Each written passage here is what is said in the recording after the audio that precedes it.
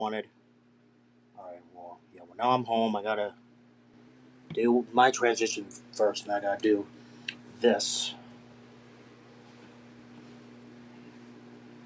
Alright, everybody, we are live, so good evening as we get back to stream. It is Tuesday. As guys can tell by the title, the Phillies are playing right now, and so are the Sixers. But I did put that in the description that this is gonna be most likely the last game for the Sixers because obviously they're on the road against Celtics and they're down 3-1. So I think this season is gonna be over for them. I mean, like not this season, but the playoffs in general. The Sixers. We did play in, so that's why I guess. And of course, we didn't have beat until Game 4, which that still didn't help. The fact that we got freaking obliterated by the Celtics. But hey, you know what? There is only one thing that I can say about this. At least it wasn't the Knicks again. I can actually be fair on that. At least it wasn't the Knicks, which I actually hate more than the Celtics. I actually hate the Knicks more than the Celtics, though.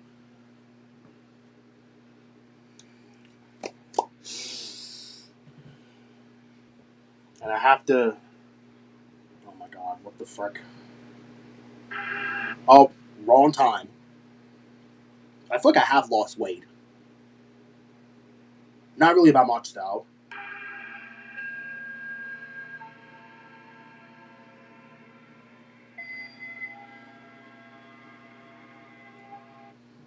I really need to wash my freaking clothes. But I'll probably do that tomorrow because I'm tired. And I'm just exhausted in general. Like I'm just not. I'm just out of it. Like I just have to get dressed first and I have to let the dogs in. I'll have to let the dogs in and I'll have to. Because I can't find my do rag. I'll I'll have to order it more tomorrow. I'll have to put on nightlife again. Or actually no. You know what? No. I'll put on something else. I'll put on something else. How about this? Because I think I put on New York's Saks Fifth Avenue the last. I think yeah.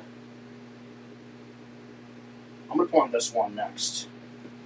And I did put on sun gel before I got home, so that is a fair bit of advantage for me. Yeah, because I have to let the DOGs in too.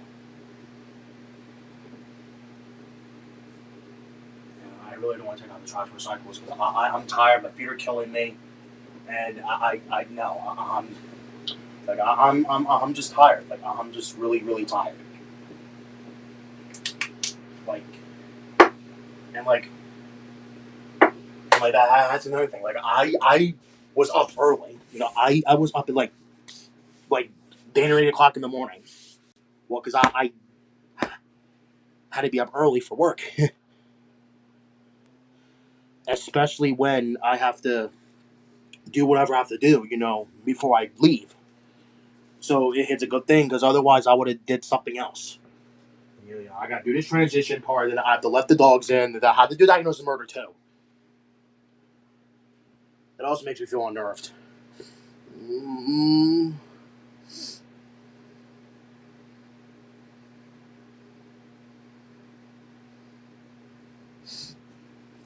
let me go ahead and first off, I actually don't want to mess this up. It's Blue Room.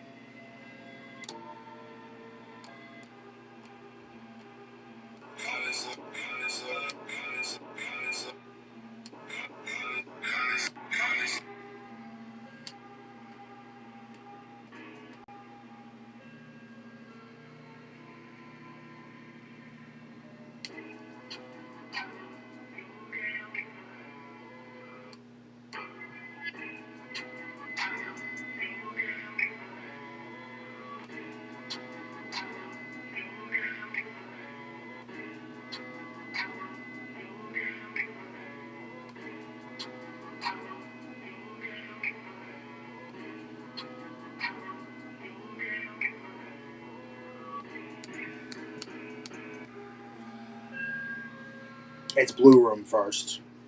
Okay. No. Continue recording. It's Blue Room, right? Yeah. Blue.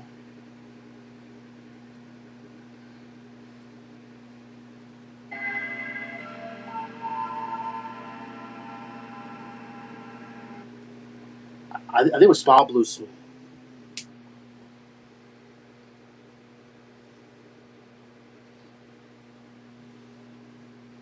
Let's do Blue Soft Blue.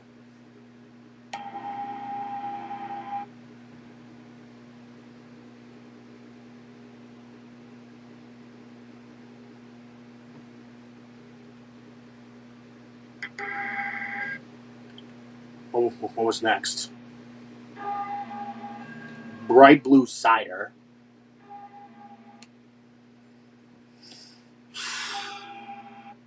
Yeah.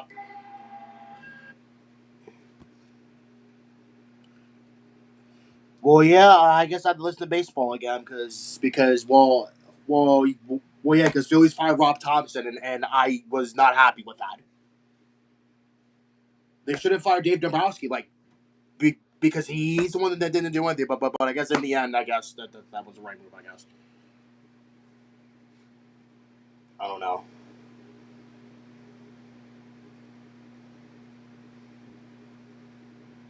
Oh, Cyber, my bad.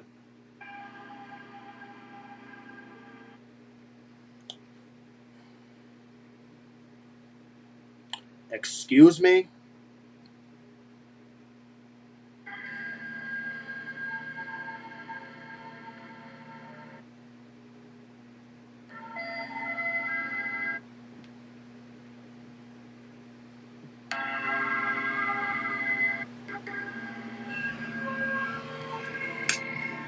Now it's 7 o'clock. I have to shave again.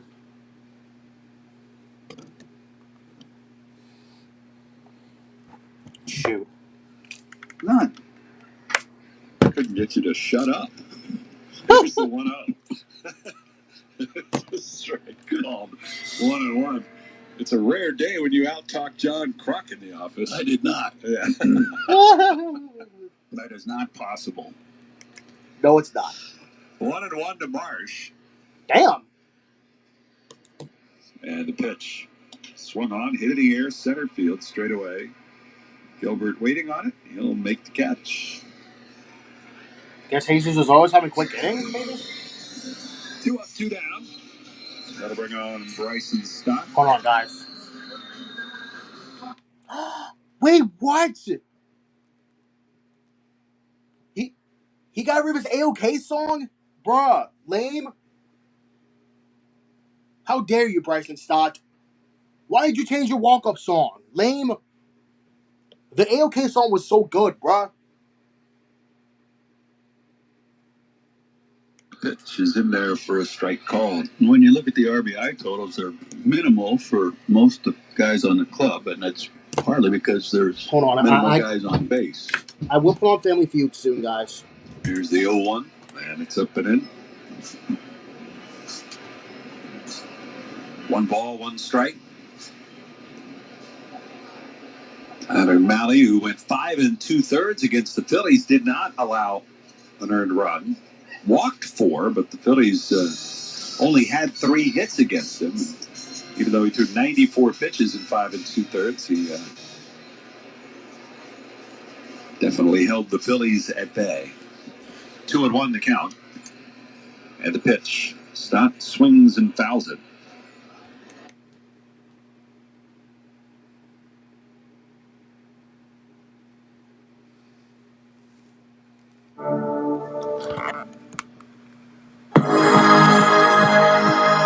Here we go.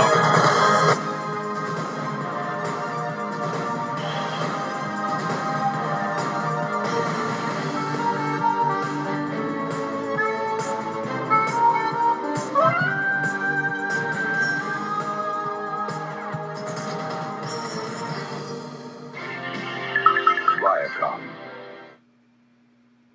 Just one. We estimate the project is Next. Oh yeah. Also, severe weather's going on too, but not for here though. I may have to cast severe weather sooner rather than later. I really didn't want to do that, but no, because I think I will make a mistake. 'Cause I know what I'm gonna do too, especially when I did it last time. This could take a little while, huh?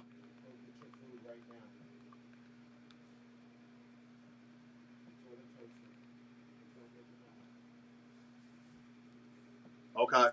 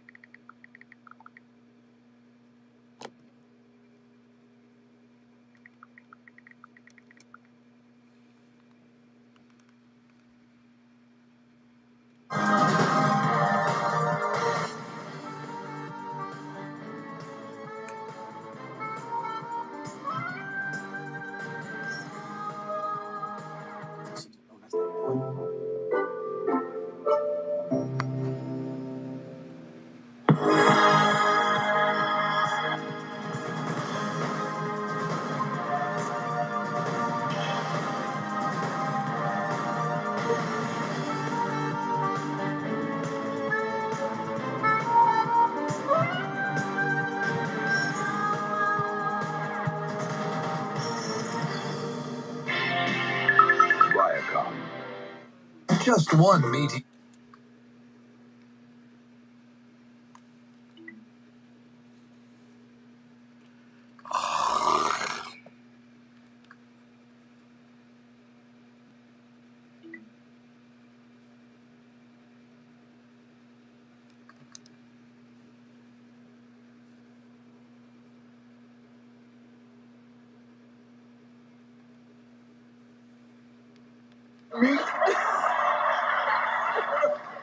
Sarah, name a taco topping that be messy to eat off your lover. Salsa.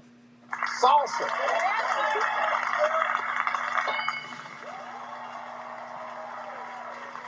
Lydia? All right. Name a taco topping that be messy to eat off your lover. Sour cream. Sour cream.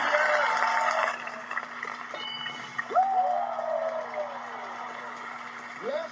Yes. Name a taco topping be messy to eat off your lover. Refried beans. Refried beans.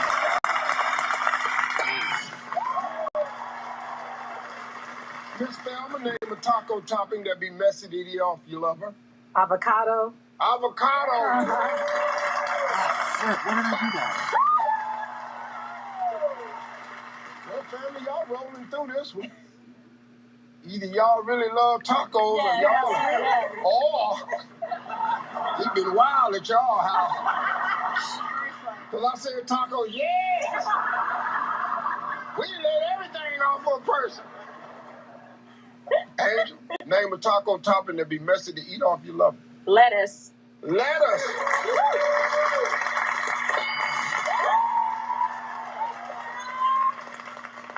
Sarah, a taco topping that be messy to eat off your lover. Tomato.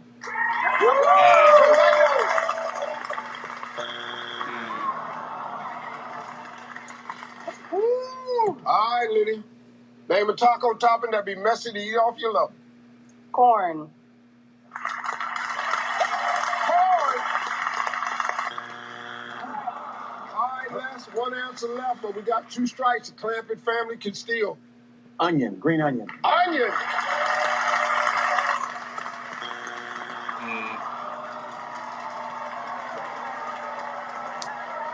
Name a taco topping that be messy to eat off your lover. Rice. Rice. Oh, right. Rice. Yeah, rice.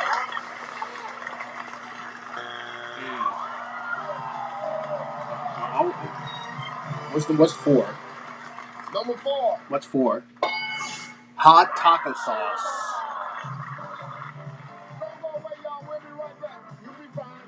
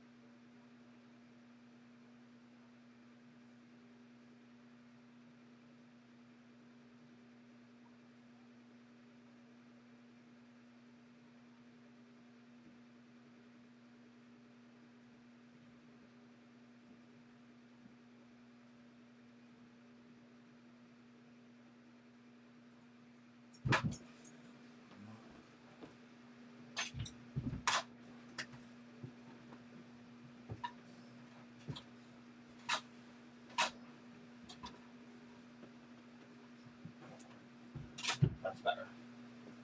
Nico, what are you doing? Why are you sitting like that? Name something you pretend to like because everyone else does. My mother-in-law's cooking. Her mother-in-law's cooking. Music. Music.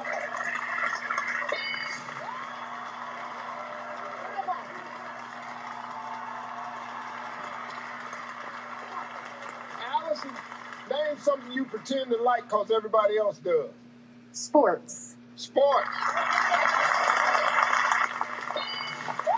I was going to say sports. There's something you pretend to like because everybody else does. How about movies, Steve? Movies. Oh my God, I keep making the same mistake. Oh, never mind. Something you pretend to like because everybody else does. A famous person, Steve. I mean, I like That's you. what you said. No. Yeah, but you right, you directed it towards me. A famous person, Steve. That was very directed at me. No. Damn. A famous person, Steve. I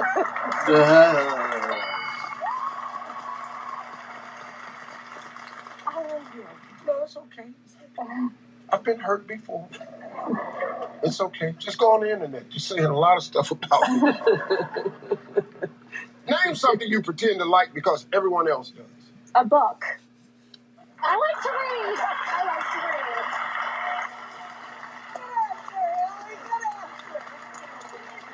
I read a lot. A book. Only one strike, Stephanie. Name something you pretend to like because everyone else does. Clothes.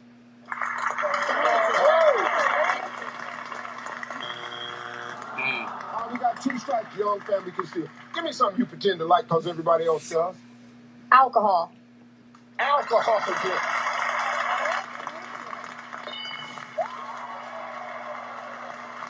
Put answer left, man. You can clear the board, okay? But we got 2 strikes. Young family can steal. Name something you pretend to like because everybody else does. Well, I think half the country would say a politician. A politician.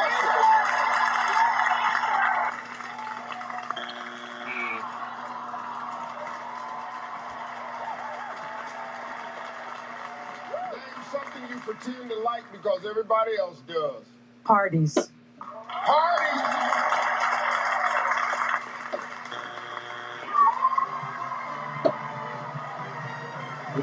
What's the last answer? Number 6. What's 6? Weather and snow. No more way, y'all. We'll be right back. Expect more. Expect Temple Health.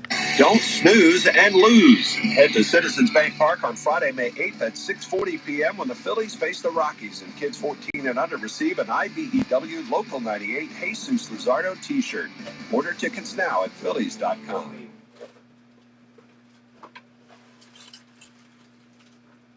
Sweet.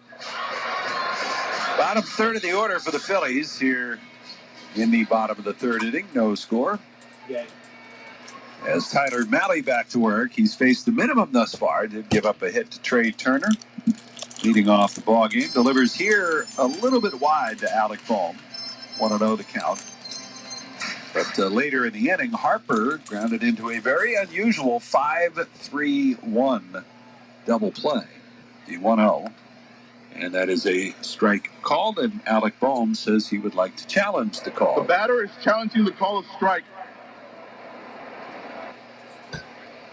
And the ABS on the board says it was a ball. The pitch is a ball. The count is 2-2. Philadelphia has 2 challenges remaining. Larry, the last time the Phillies hit into a 5-3-1 double play was apparently July 4th, 1982. There's a swing and a liner into left center field. There's a base hit for Alec Bohm.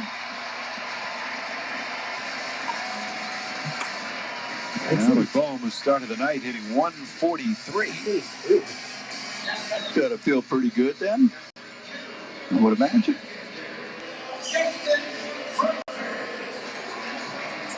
Brings up Justin Crawford. Crawford, the rookie, 244 a hitter. Rise in a couple of steps at second base. Adama shaded way up the middle as Crawford takes a pitch up and away. They've got Chapman over to third base, the Gold Glover, and then some. Way in on the grass, while Devers holding the runner Boehm at first base. Outfield the other way against Crawford. And Malley with a 1-0. Swing and a miss. Four-seamer there at 91.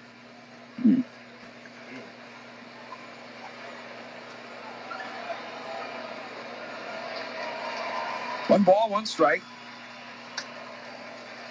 And the pitch swung on, fouled away.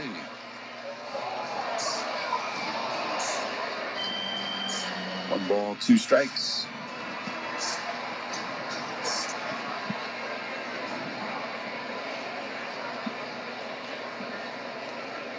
Malley takes a peek back at first base. Devers holding Boehm there in the pitch. And that is a called third strike. 92-mile-an-hour fastball near the top of the zone, and Crawford. They're going to win a Universal Orlando Resort Epic Prize Package. Let's go see. Give me Lydia, give me Allison.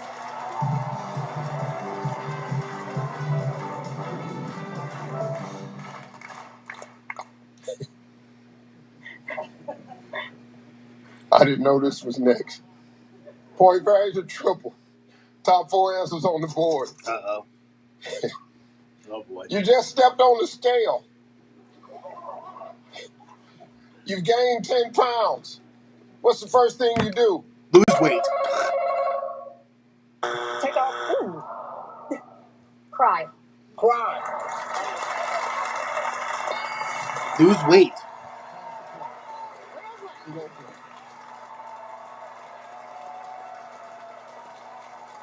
Hey, Dennis, you just stepped on the scale. You gained 10 pounds. First thing you do?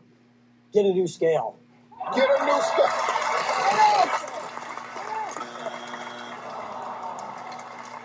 Trina, you just stepped on the scale. You gained 10 pounds. What's the first thing you do? Go on a diet. Go on a diet.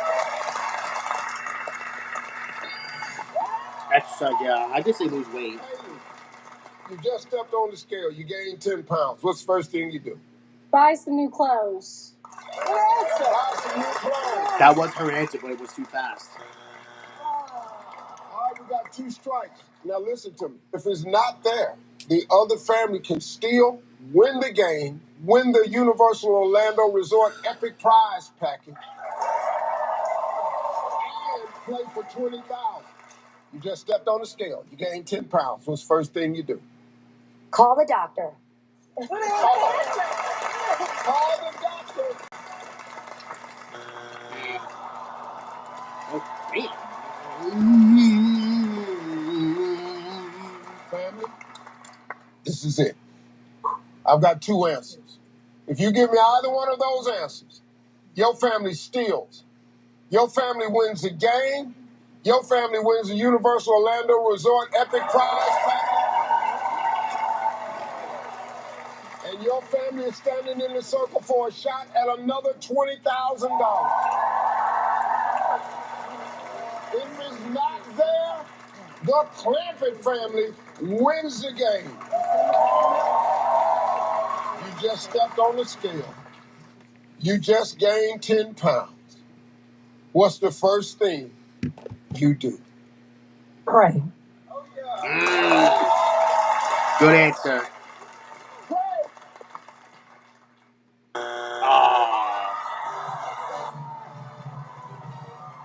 What's 3 and 4 the answers? Number 4. What's 4? Weigh myself again. Number 3. What's 3? Jump off. Hope y'all had a good time, folks. Got a hell of a family, boy. I appreciate it. Looks like the streak has came to an end.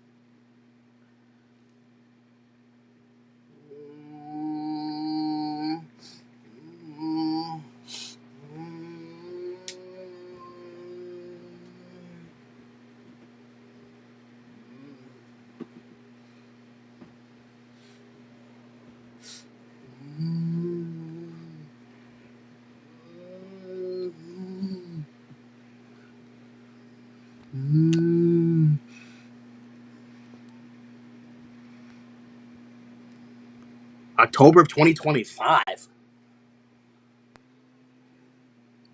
Eh.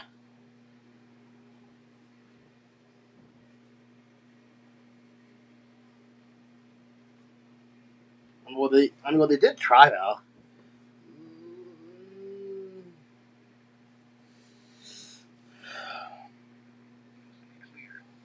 Lows around 40. Sunday, sunny. Highs in the upper 60s. Sunday night, mostly clear. Lows in the upper 40s. Monday, mostly sunny. Highs in the mid-70s. Monday night, partly cloudy. A slight chance of showers in the evening. Lows in the lower 50s. Chance of rain 20%. Tuesday, mostly sunny. A slight chance of shower. A strong thunderstorm will impact northern Dixon, central Montgomery, southeastern Stewart, northwestern Cheatham, Houston, and northeastern Humphreys counties through 7 p.m. Central Daylight Time. At 6:21 p.m. Central Daylight Time, Doppler radar was tracking a strong thunderstorm over area, moving northeast at 40 miles per hour. Hazard, wind gusts up to 40 miles per hour. Source, radar indicated. Impact, gusty winds could knock down tree limbs and blow around unsecured objects. Locations impacted include Clarksville, Waverly, Erin, McEwen, Tennessee Ridge, Charlotte, Van Leer, Cumberland City, Sladen, Cheatham, Palmyra, Woodlawn, and Cunningham. If outdoors, consider seeking shelter inside the building. A severe thunderstorm watch remains in effect until 1 a.m. Central Daylight Time for Middle Tennessee. Here is the forecast for Nashville. 20 seconds on the clock. We asked 100 single men. Name an occupation your girlfriend would have that might impress your dad. A doctor. Name something a cowboy might get off his horse to do. Shoot someone. Fill in the blank with one word. Blank nuts. Pass. What time do you Peanuts. start thinking about lunch? 11 a.m. Name a drink you cannot drink fast. Alcohol. Blank nuts. Peanuts.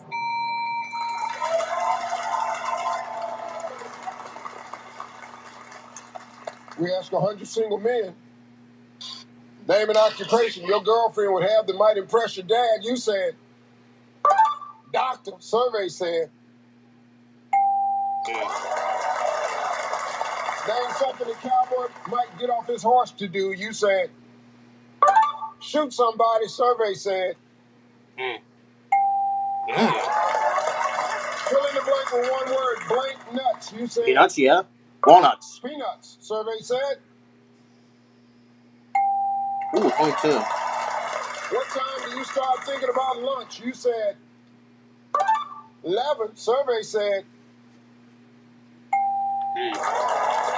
Name a drink you cannot drink fast. You said alcohol. Survey said. Not wrong.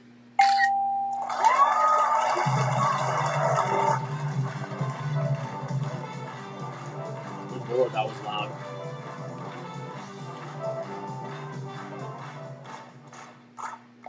I'm excited. I can tell. And you should be. She did okay. She got 96. Good job, Haley.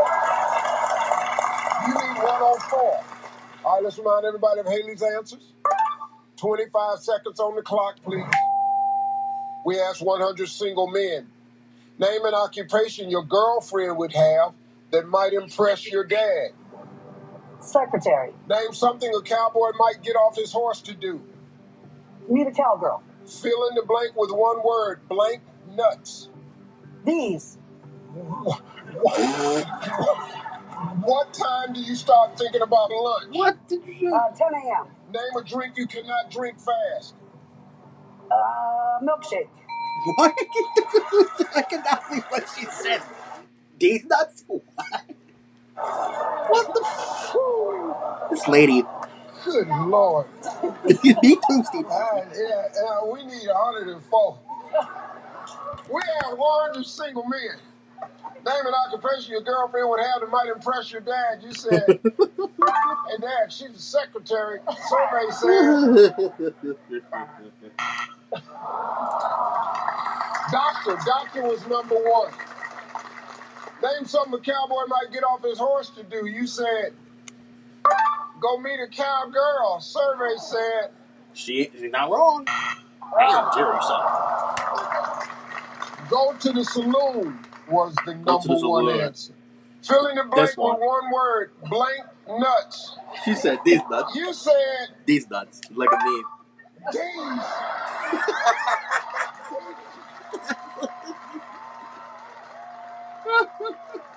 I think that deserves 0. It's even better in print. These nuts. I got him. Number one answer. Survey said. Goose egg. No. Free.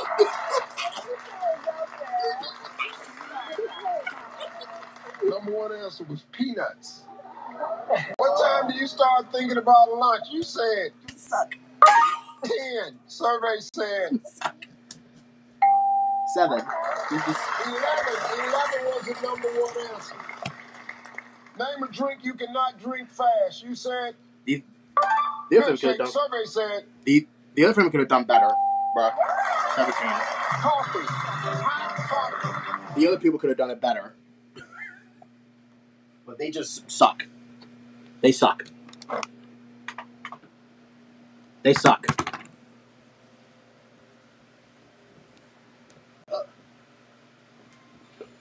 I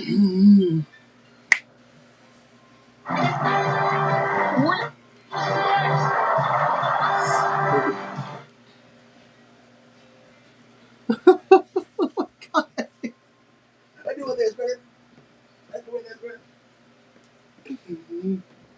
3 people said it.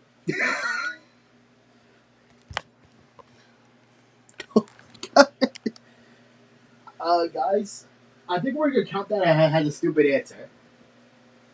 I think we're gonna count that. I think we're gonna count that. I'm not wrong now. These nuts. Well, you know that iconic vine. I think I'm gonna eat when I'm done doing this, I guess. And then drop it down after eat. Cause hey look, it's Samuel L. Jackson. Hey look, it's Samuel L. Jackson.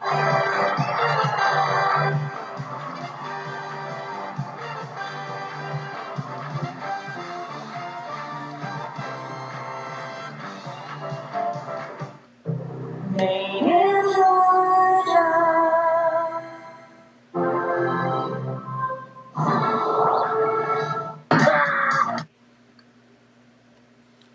Jeopardy time. Does he have Hansberry there? He's correct as well. Did he wager the $1? $9,201 takes him to $21,601. After a great game, Greg emerges a 2-game champion. His total $54,601. And we'll see you back here on the Alex Direct stage tomorrow. Thanks for watching.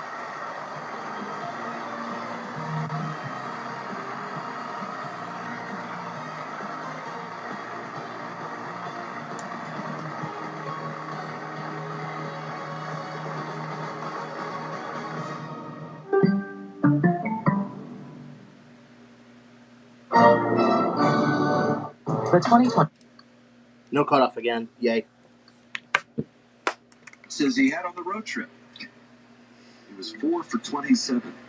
$45 in money-saving coupons and free product samples. Call 1-800-201-7953. That's 1-800-201-7953. Chipotle Honey Chicken is back. Step into summer with fresh grilled chicken, spicy Chipotle peppers, and the perfect touch of pure honey. Open the summer with Chipotle Honey Chicken. It's taking heat and sweet to a whole new level. And the shrimp is back because you've been asking a lot, and we made it happen. Hit freeze to start, then mix it up endlessly. But hurry, endless can't last forever. Only for a limited time. Only at Red Lobster. It's time to play Family Feud. Get up, boys.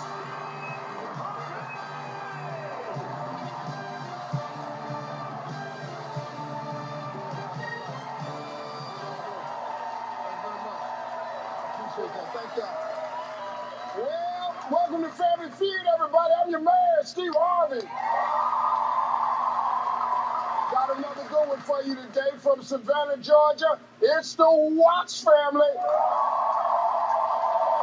And from Houston, Texas, it's the Salgado family. Everybody's here for a chance to win a lot of cash, and somebody might have a shot at a Universal Orlando Resort Epic Prize Package for 10. Well, let's go meet them, everybody. It's Watts family.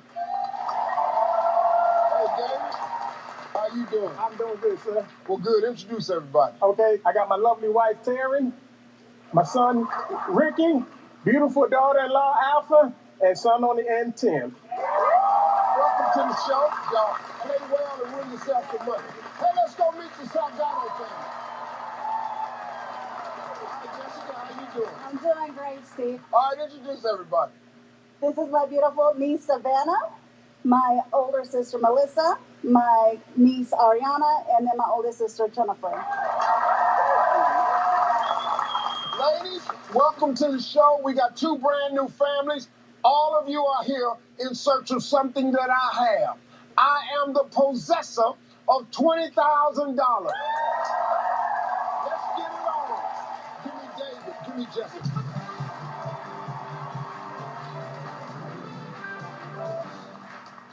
All right, guys, top 8 answers on the board. Here we go. Name a reason you might compare a man to a Ken doll. His abs.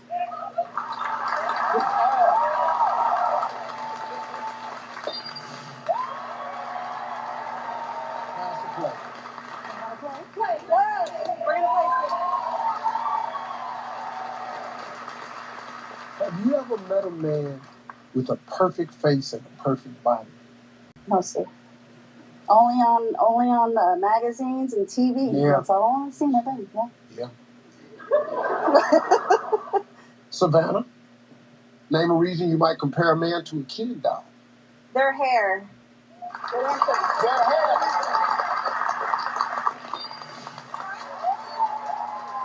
Hey, Melissa, name a reason you might compare a man to a Ken doll. His outfits.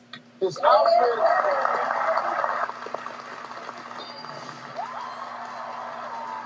Hey, Ariana, give me a reason you might compare a man to a Ken doll. His tan skin. Tan skin. Hey, Jennifer, name a reason you might compare a man to a Ken doll in front of this exciting crowd. How about his nice car? His nice car.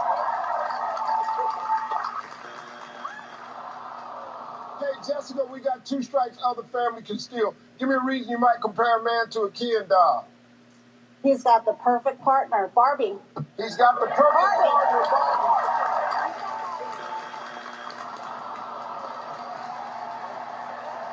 All right, family, give me a reason you might compare a man to a Ken doll. See, we're going to go with his job as a lifeguard.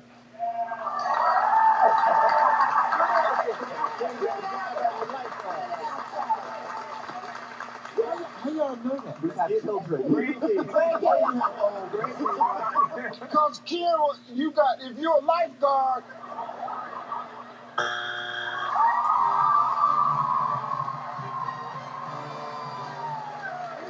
number 7.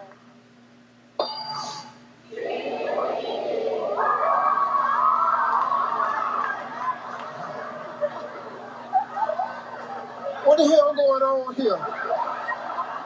6. 5.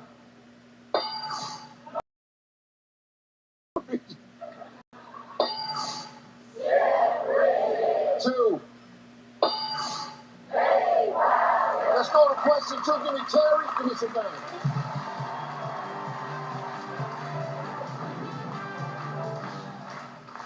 Top 6 answers on the board, ladies. Listen carefully. If you ever go see a shrink, it will definitely be because of your who? Spouse. Spouse.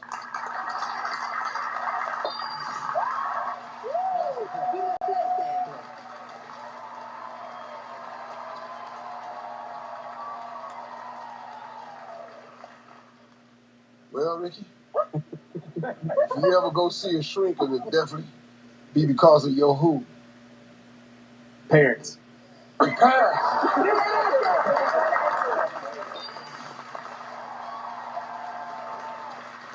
Alfred, now, if you ever go see a shrink, and your answer's already up there. If you ever go see a shrink, it will definitely be because of your who? Job. Your job.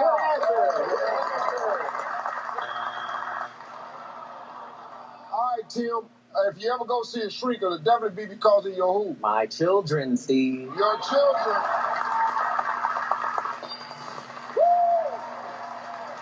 Hey, David, you ever go see a shrink, it'll be because of who? Because of your in-laws. Your in-laws.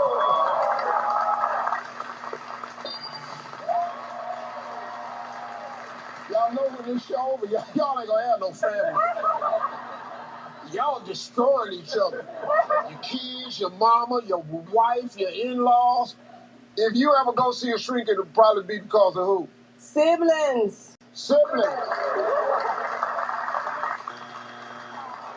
2 strikes. You gotta be careful. All the family can steal Ricky. If you ever go see a shrink, it'll be because of your who? Aunt. Uncle. Your aunt.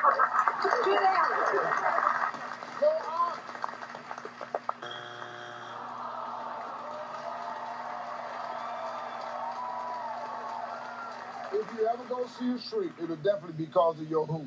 Your ex-spouse. Your ex.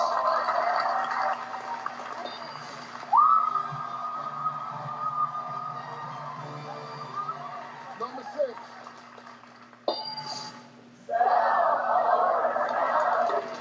Salgado family 121. Watts family not on the board. The goal is 12 points. You got a long way to go. You'll be fine. Play it well, family. Don't go away, y'all. We'll be right back. Right on cue. Macy's gift line. The amateur critic. I know her well. Well, let's make sure her look is as hot as her takes. The down-to-earth mama who keeps you grounded. Nothing says on trend like a lab-grown diamond. Go for gold. Macy's gift line.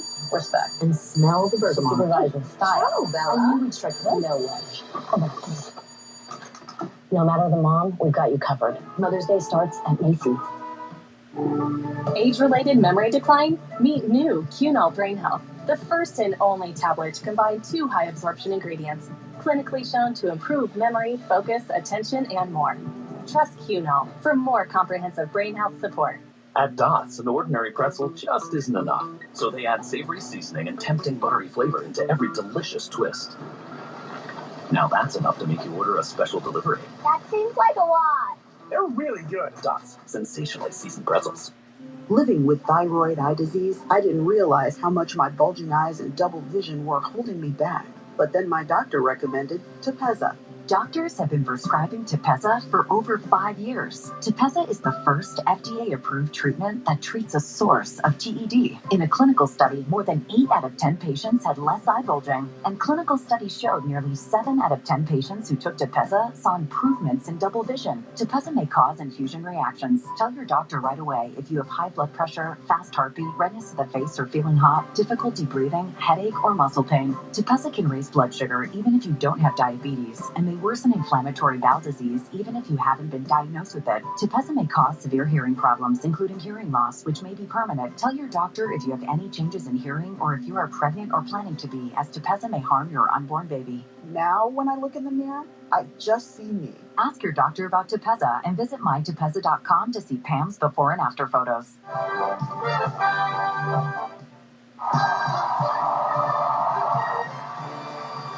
Welcome back to the field, everybody. Salgado family 121. Watts family not on the board. Give me Ricky, give me Melissa.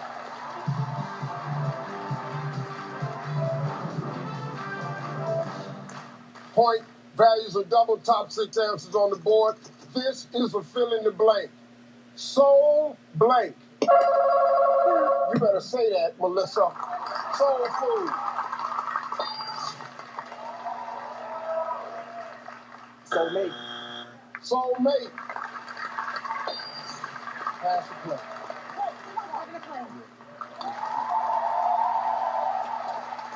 You hadn't said that you was going to be Loud and true.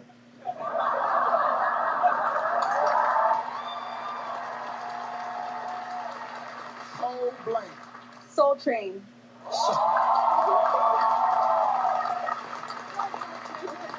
That's the most popular answer right there. Soul Train. Get it? Soul Blank. Soul Sister. Soul Sister.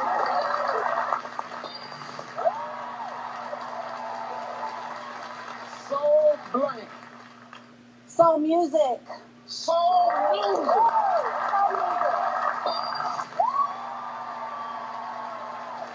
One answer left, boy, y'all killing it. Savannah, Soul Blank. Soul Cactus.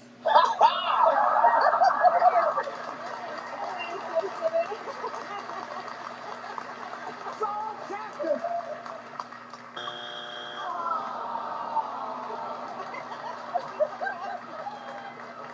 Oh, hell no. Melissa? Soul. Go ahead, Soul Blank. Soul Child. Soul Child. You got 2 strikes, you gotta be careful. One answer left, clear the board. Watch family can steal. Soul Blank. Soul Search. Soul Search.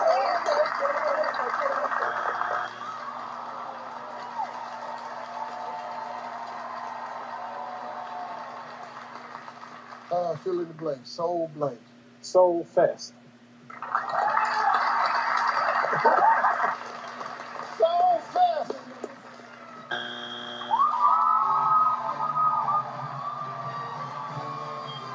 Number 3. Delgado family, 265. Watch family not on the board. Hey, it's still anybody's game. All you need is one. Play it well. Don't go away. We'll be right back. Closed captioning is sponsored in part by. Everyone has free offers on the latest phones, but T-Mobile gives you a lot more. T-Mobile families save over $3,700 versus the other big guys. And our experience plans include amazing benefits, plus our 5-year price guarantee. Switch to T-Mobile and save on a big scale. Just back is sore. Let's go! Ice works fast, heat makes it last. Icy hot, just so back. At Giant, we believe saving on groceries should be simple, with simply low prices and bonus buys from Stir Friday to Snackle Boxes. Shop Giant, save bigger. Shop simply low prices now on items like Giant brand rolls, $1.29 each. Look closely at this truck.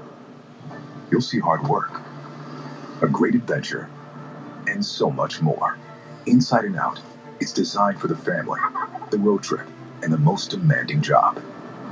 The Ford F-150. It's time to see Ford in a new light. Now get an F-150 with $2,500 bonus cash, or lease for just $369 a month. Only at your local Ford store.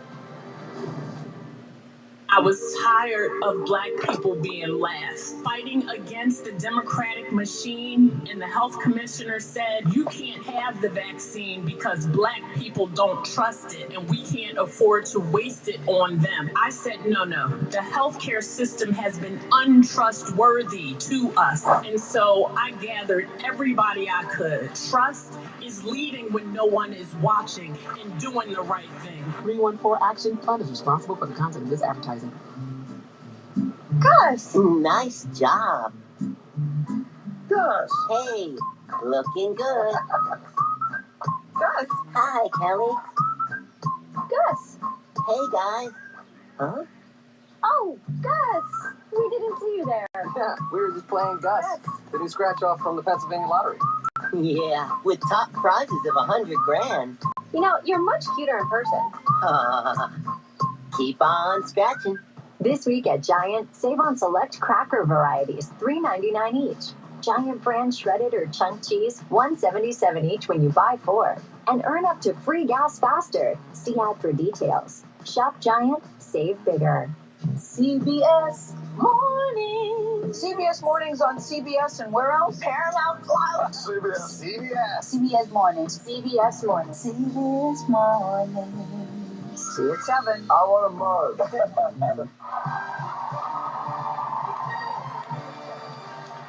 Welcome back to the feud. Salgado girls got 265. Watch family now on the board. Give me Alpha. Give me Ariana.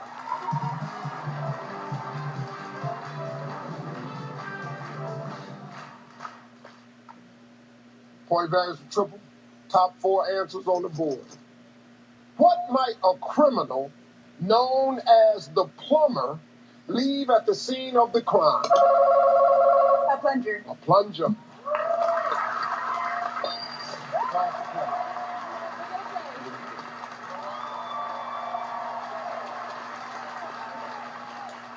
Jennifer, what might a criminal known as the plumber leave at the scene of the crime? How about his tool belt? His tool belt. Jessica, what might a criminal known as the plumber leave at the scene of the crime? I'm going to say a toilet. He's going to leave a toilet.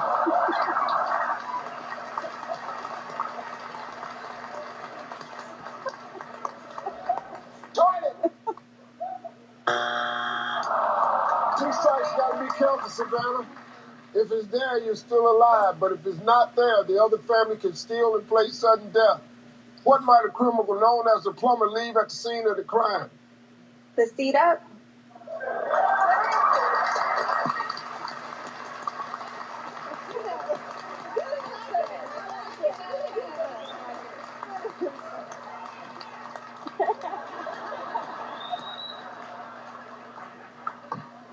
The seat up!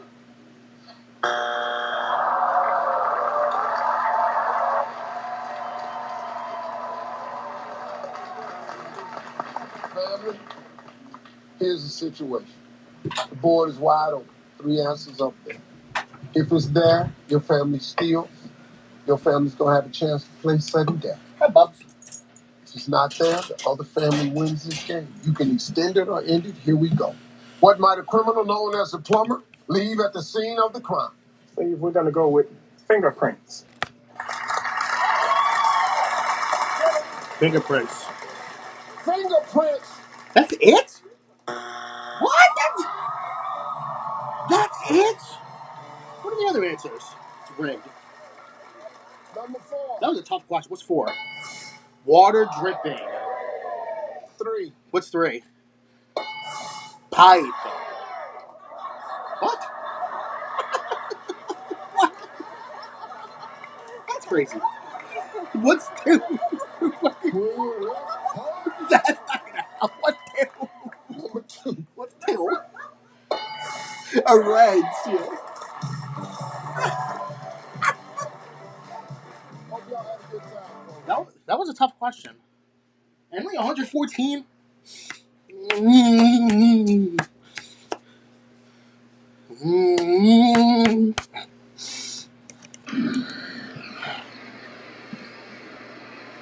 The pitch. And Bohm takes. That's outside. Again? It looks like my NASCAR stayed. All right. Bohm, who had a single his first time up. The pitch. And that's grounded the other way. Far to his left, it's a rise. He'll scoop it, throws on the run to first, and Devers with a nice adjustment. Able to reel that one in, and Bohm is retired. Well, let's all play ball. Don't miss Play Ball Weekend coming up on June 5th through the 7th. Encouraging youth everywhere to get out and play. You can visit playball.org to register for a free event near you today. Okay. Yeah, get out and have a catch. Here's Justin Crawford. And Malley delivers. The pitch is a called strike. 0-1 the count. Well, the Giants have been playing better baseball of late. They've gotten to within 2 games of 500 after a really slow start. As this pitch is swung on, popped up. Left side, Adames, the shortstop, drifting out into the outfield grass. He'll make the catch. Time for the Citizens stats leader. Last night, Ranger Suarez threw 8 shutout innings, allowed 1 hit, 1 walk, with 10 strikeouts and beating Toronto 5-0. Citizens, the official bank of the Phillies.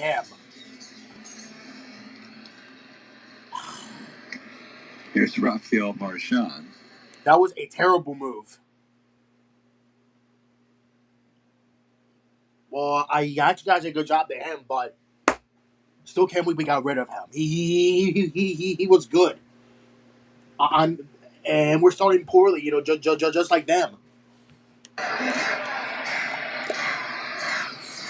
Mally, who had an older brother that he played high school baseball with, was a part of a big family, 4 siblings. Run time. His brother was a draft pick Run of the time. Angels. Never made it to the big Moonlight leagues. at midnight. Except for just a very brief. Moonlight at midnight. Moonlight at midnight. You got Yep. it? Yep. I just said that. Wait, does that really rhyme? I don't freaking know. Does that really rhyme? I guess.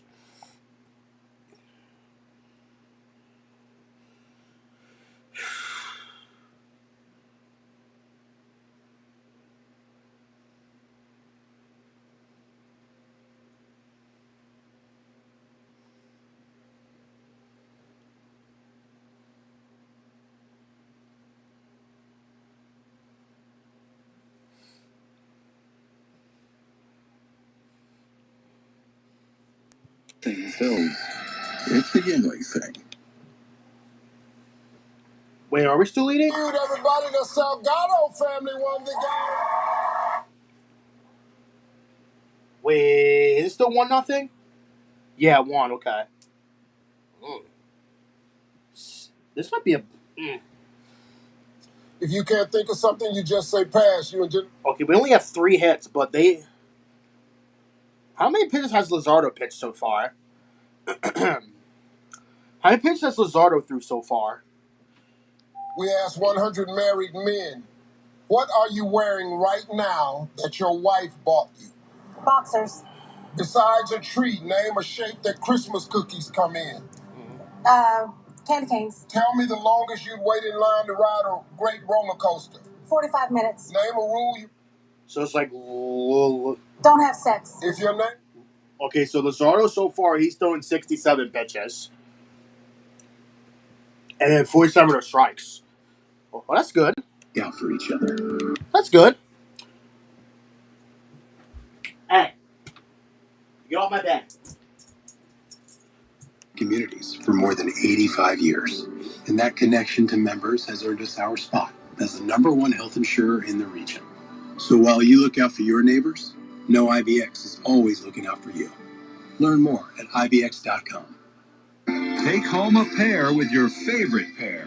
Kids 14 and under will receive Phil and Phyllis socks presented by Terminix on Saturday, May 9th when the Phillies take on the Rockies at 6:05. Get tickets now at Phillies.com. Chick-fil-A nugget of the game. Chick-fil-A nugget of the game, April 28, 1921. Shortstop Ralph Miller, right-handed pitcher Lee Meadows become the first pair of Phillies to hit a grand slam during the same game in an 11-6 win over the Boston Braves at Baker Bowl, a feat not repeated until 1997 with Mike Lieberthal and Billy McMillan. 1997? Damn. That's 97. All right, now, your sister, she did what she needed to. She got you halfway there. She got 99. Okay. You need 101. Focus, we can win this money. Got some good answers on this card you can give me and we can win. I'm going to ask you the same 5 questions. You cannot duplicate the answers. If you do, you're going to hear this sound. I'm going to say try again. You give me another answer. It's going to be a little bit tougher this time. So we'll give you 25 seconds. You ready? Yes. All right, let's remind everybody Melissa's answers. 25 seconds on the clock. We asked 100 married men. Men. What are you wearing right now that your wife bought you? Underwear. Try again. Shorts. Besides a tree, name a shape that Christmas cookies come in. Snowman. Tell me the longest you'd wait in line for to ride a great roller coaster. 30 minutes. An hour. Name a rule your parents gave you on prom night. No drugs. If your name is William, what other name might you go by? Bill. Try again. Will. Yep. You got it. You got it.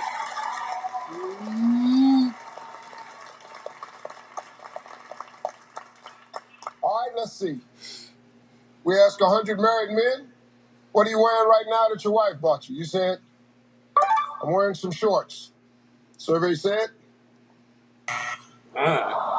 Number one answer was wedding ring. Besides a tree, name a shape that Christmas cookies come in. You said snowman. Survey said. Wow. Number one answer was a star. Star. Come on, we need some big ones. Tell me the longest you'd wait in line to ride a great roller coaster. You said an hour. Survey said.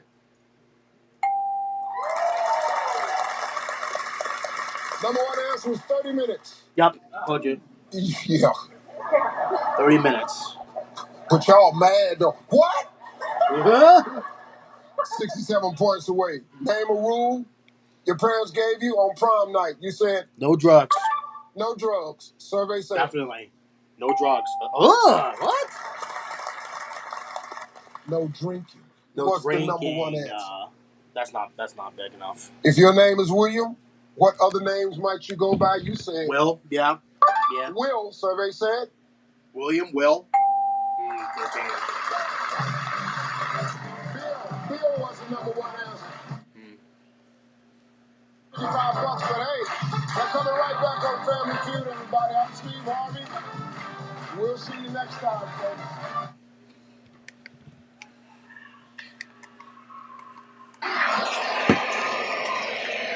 Luzardo winds up in the 1-2 offer. Strike three called. He got him looking. And a birthday hat trick for Matt Chapman. Not what he was hoping for. He got up today, but Luzardo was. He threw 6 scoreless innings tonight. We'll go to the bottom of the 6th, 1-0 Phillies. Dang. Strike D called.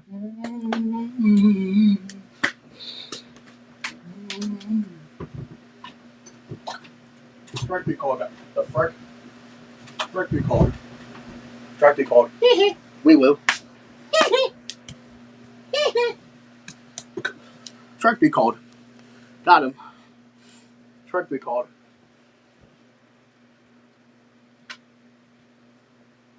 The hell was that? Nico.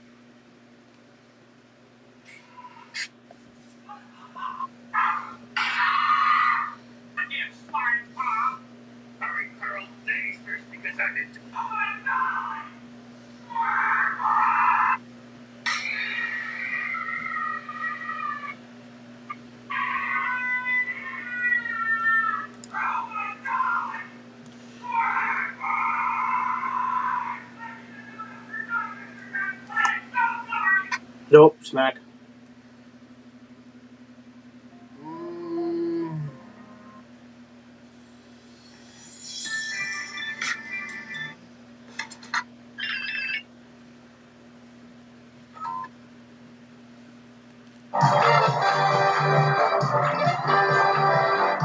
That was close.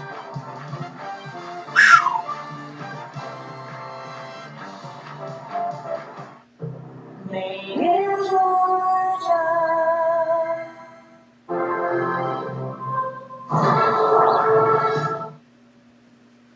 That was really close.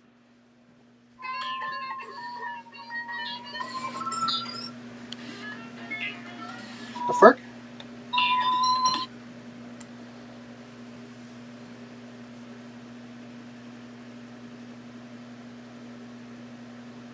Whoa, what the frick? Oh, Jesus. Oh, my God. Frickin' seizures. Jesus Christ. Jesus. Lord have mercy.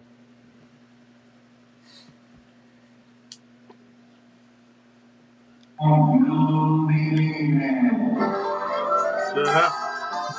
end. The end. Thanks for watching the Tom and Jerry Show. Stay still as a mouse, because more tunes are on the way.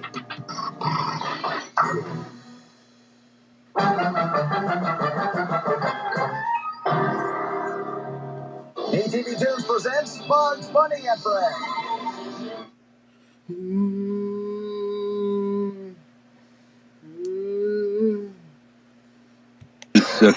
Season high. He had 3 hits in Colorado back on the 3rd of April.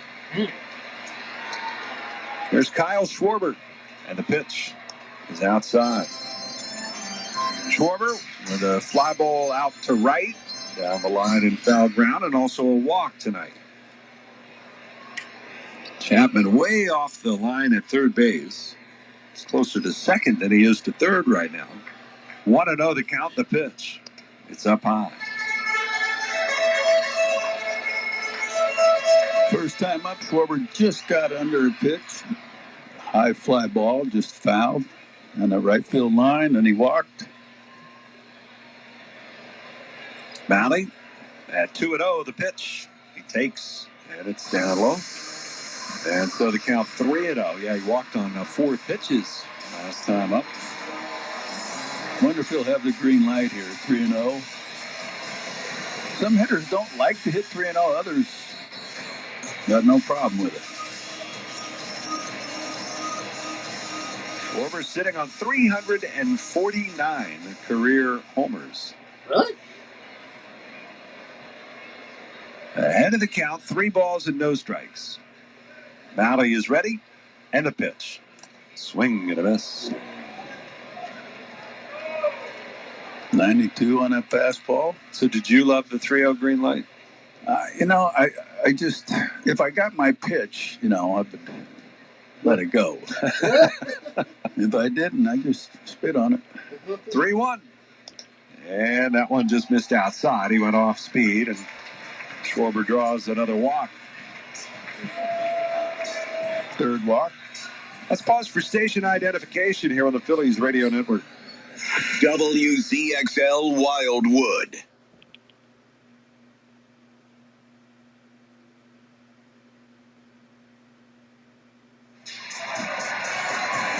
With Larry Anderson, I'm Scott Fransky with you from Citizens Bank Park tonight. Phillies with a 1-0 lead. That's it. And the first pitch to Bryce Harper here is up high for ball 1. We're in the bottom of the 6th. Phillies got a run on a sacrifice fly from Brandon Marsh in the 4th. Left-hander warming in the Giants bullpen. Turner's at second, Schwarber's at first. And the 1-0 to Harper. Swing and a line drive towards left field, long run towards the line. This is going to be a fair ball. It just drops in inside the line. Turner is coming home to score. Schwarber will be held at third base. In at second with a double down the line is Bryce Harper. And it's 2-0 Phillies. Yay. Just drops in inside that foul line way down in the corner.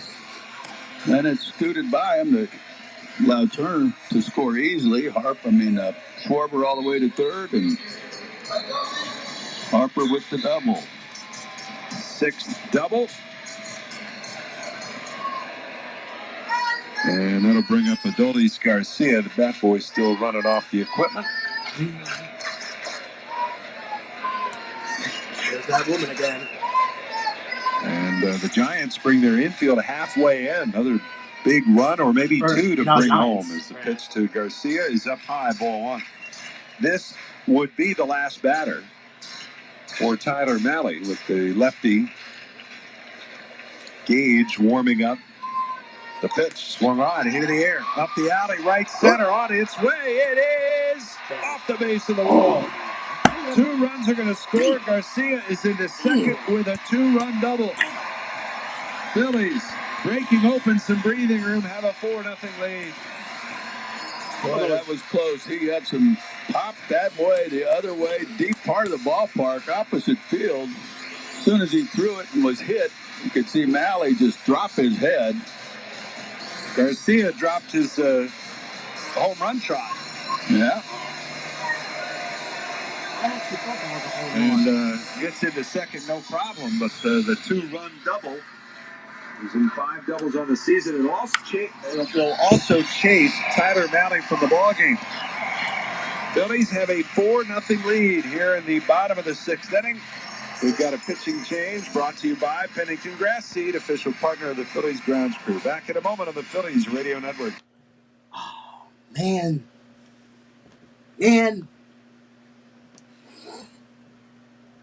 I wish that was a 3-run home run.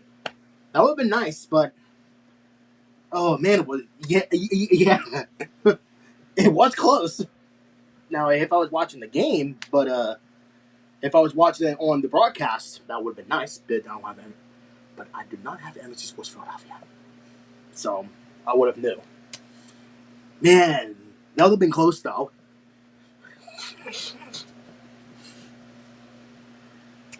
I think it was either like center field or right center. Let me say.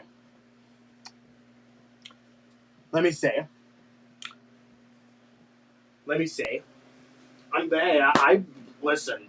I would take a 2-run double, I guess. But let's say it was 384 feet. So I think it would have been close either way.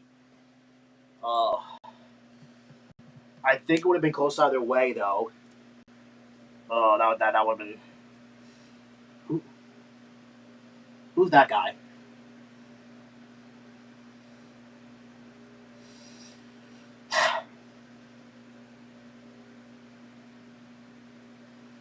Oh, well, at least I mean.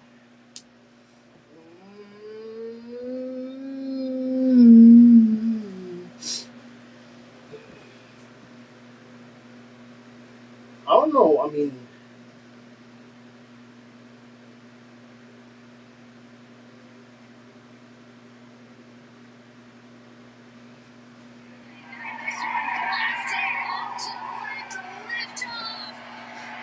Ew. Yo, whoever is the broadcaster for frickin'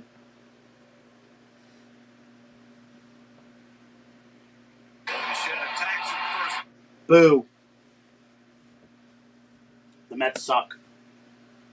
And well, so do we. So do we.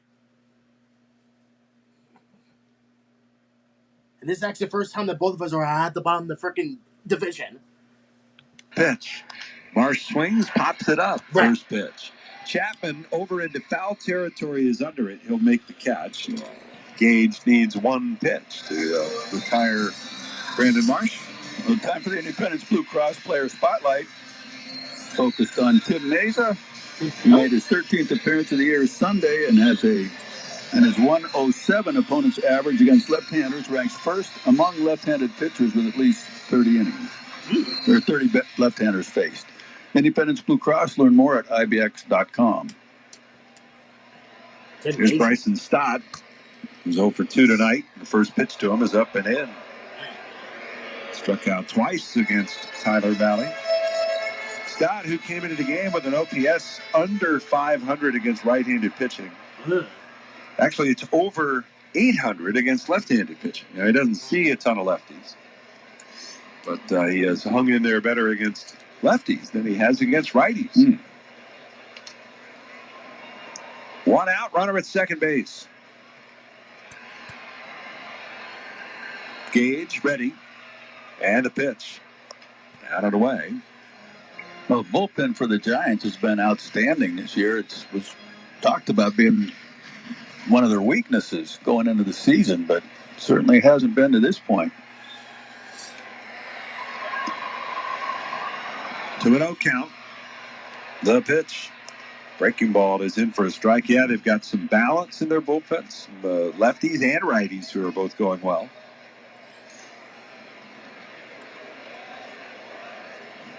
And their number one problem has been the lack of offense. Yeah.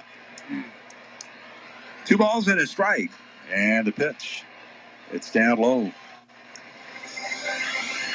Yeah, well, same with ours. Talk about, their bullpen being good, but their offense has been a problem. Well, guess what? So have ours.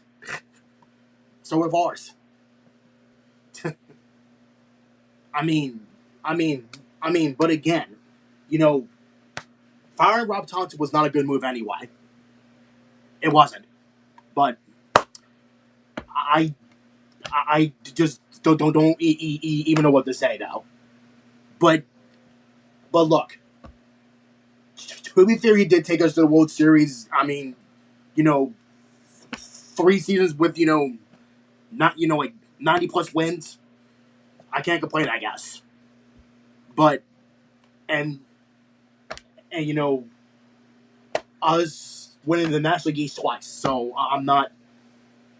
I don't know. I was originally upset though. I was. because because when Mom was looking at her phone, before she took me to work, and then because Phillies fired Thompson is what she said, and then she said Rob Thompson, and then I was like I was just mad, like I was mad, I was because a lot of people wanted him fired, but I didn't though. I personally didn't because he wasn't the problem. He was not the problem.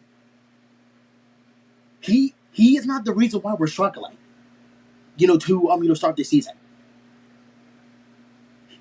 He's not the reason, at all whatsoever. But, yeah. 0-1 to count. And he got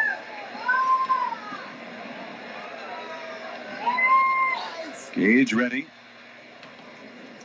And a pitch. Fouled away. They've got the infield drawn in pretty much, not all the way to the grass, but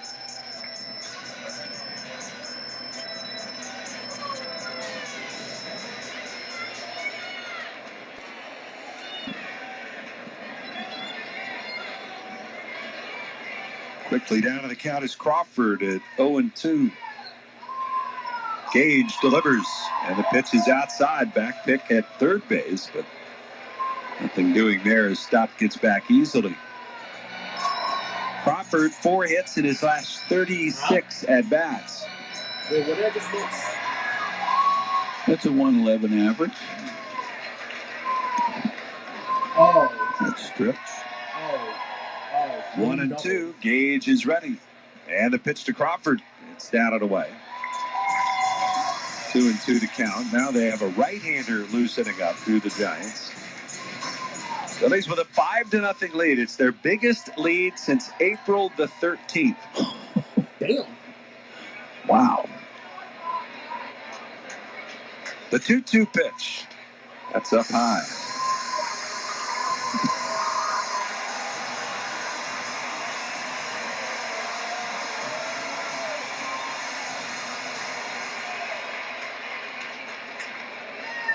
Count's full now with Marchand, the switch hitter, waiting on deck. Tidwell, the right-hander, up. 3-2.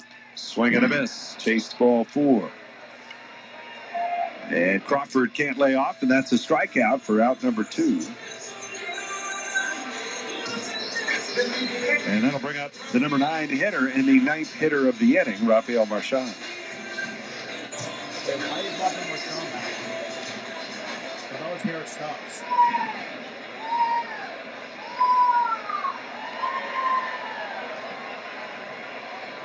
Gage from the third base side of the rubber deals, and the pitch is down low.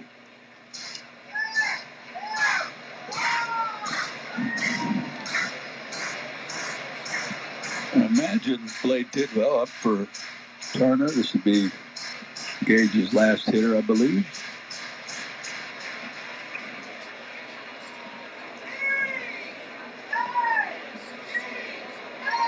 One ball, no strikes. And a pitch. Swinging a ground ball foul down the third base line. In this stretch in which the Phillies have lost 15 out of 18, they've had very few games where they've even scored 5 total runs, much less have a 5-run lead. I think only 3 times in those 18 games they've scored this many runs. Wow. The 1-1. And it's a strike called.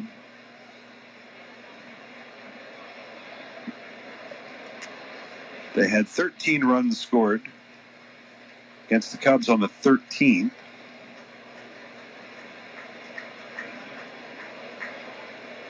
Seven runs in a loss at Chicago last Thursday.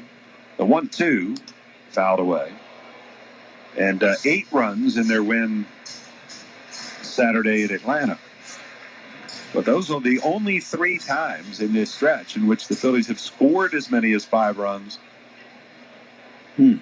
And it's only the second time they've had a lead of as many as 5 runs. It's been a struggle, but we'll have to facing some tough teams, some good teams. You got a point, Larry. Division leaders. Larry Anderson. 1 ball, 2 strikes. Here's the pitch again, and it's down and in. And now, was it 5 series in a row where they'll face teams below 500 or right close? It might all be. I think 4, at least 4 of them, if not all 5, are under 500. 2 balls, 2 strikes. The pitch. And it's in the dirt. The count is full now, 3-2. Turner, who started this, remember, with an infield hit, essentially a ground ball up the middle that went off the heel of Adames' glove. And that kind of set this whole thing in motion.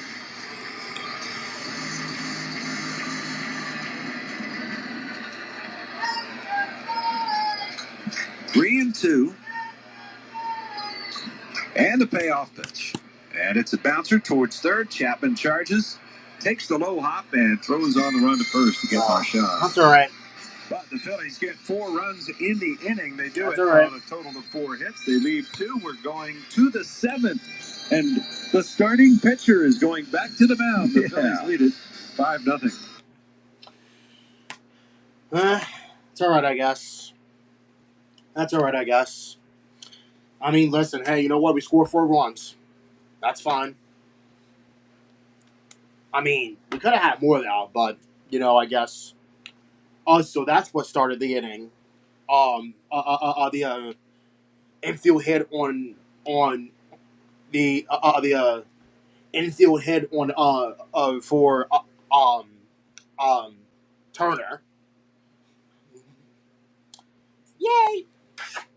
Nico! How's my bub doing? Guess what, Nico? Guess what, Nico? I finally got the day off. You know what that means, right? You know what that means, right, Nico? You know what that means? Nico?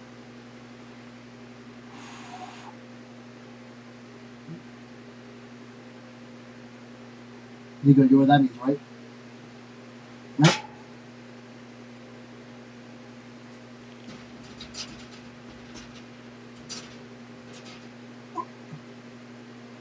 Good case, Nico. Goodbye. Oh, no, I got 4. Says, so how's your Tuesday been? In this beautiful Tuesday evening? There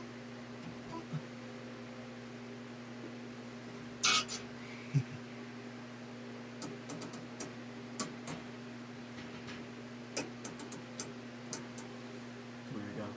You are so goofy. You are so goofy, Dubs.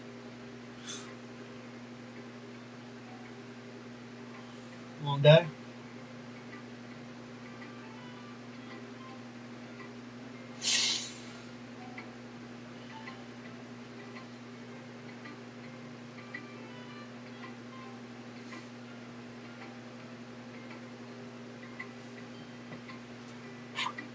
There you go.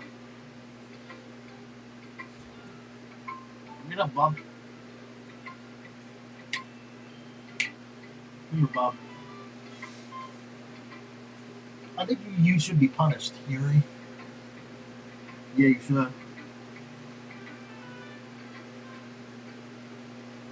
Yeah, see those now. Uh-oh. His left, he'll make a one-handed catch. And there is it, number 1.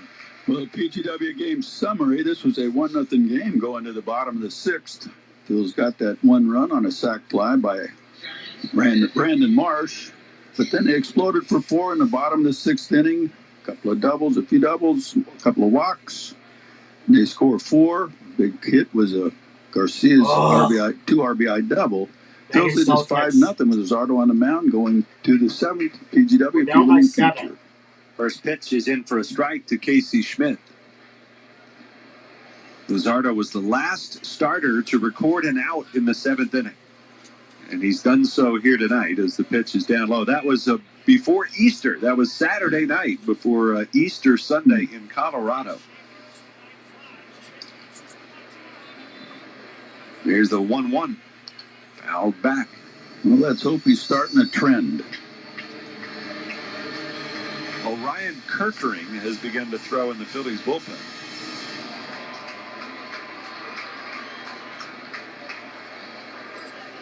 Luzardo with a windup and a 1-2. Way up and away. 2 balls, 2 strikes on Schmidt. That was his 84th pitch, I believe, for Luzardo. 2-2 on the way. Swung on, popped up. Right side of the infield. Stott and Harper. It'll be Stott. And he'll make the catch, also with one hand. Luzardo has hardly been threatened. There have been 2 doubles in this game. Really? One was in the third, leading off. He responded by striking out the next 3 batters in order. So if you think he's tipping pitches, I guess you can wash that aside. Yeah. Again, a double in the 4th inning, and he got the next 2 on ground outs. Here's a swing and a foul off the bat of Devers. 2 outs here.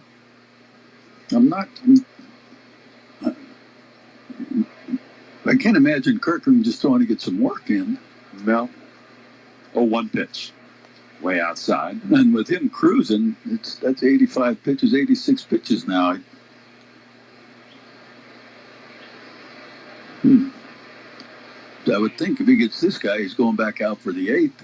A 1-1. Temporarily, though. And it's a breaking ball down and away.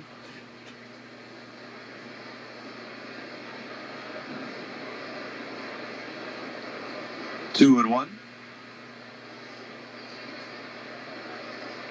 Luzardo on the way to Devers. And a ground ball hit to second. Stott down to a knee, fields it, sets his feet, throws to first, and for the first time this season, the Phillies have had a starting pitcher go a full 7 innings in a ball game. Breezing through it. 1, 2, 3 go the Giants. It's stretch time. Thank God. Yeah, well, the Sixers are losing, but the Phillies are winning, so I guess maybe that's a plus. Yeah, well, I mean, if the Sixers lose, then they're eliminated.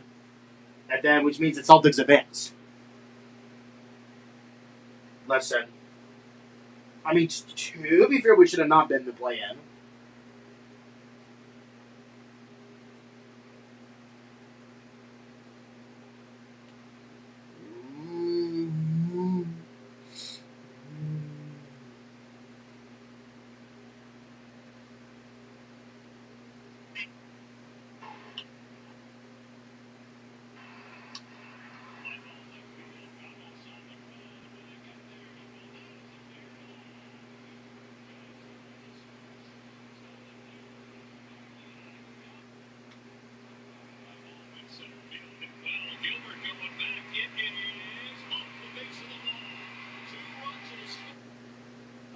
Yeah, that's all right, though. Hey, you know what? At least he got Jay Leno.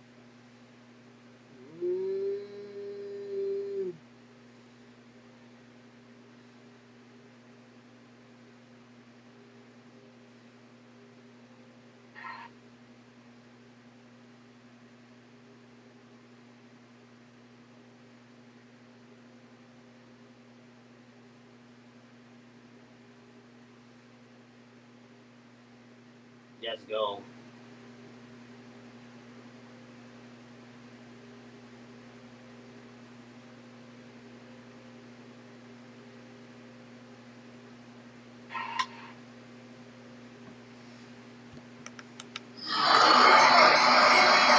Trey Turner leading off for the Phils. An inning ago, he started a 4-run rally. And here against Blade Tidwell, hard-throwing right-hander. Misses up high. You can cross the Phillies off the list of teams who have not had a starter go 7 innings. Meaning only 3 teams remain on that list. Here's a swing and a miss. The Cincinnati Reds, the St. Louis Cardinals, and the Toronto Blue Jays have also not had a pitcher go 7 innings before tonight. The 1-1 swing and a foul. Well, I don't think we're looking at the best bullpen in the National League either. 1 ball, 2 strikes, and the pitch fouled back. It does appear that Jesus Luzardo is done for the night. After 88 pitches? Yeah, what?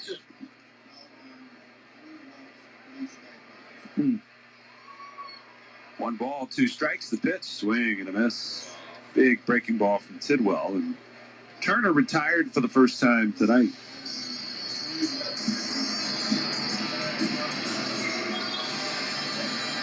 And Kirkering continues to throw, and it looks like they're getting some other action going as well.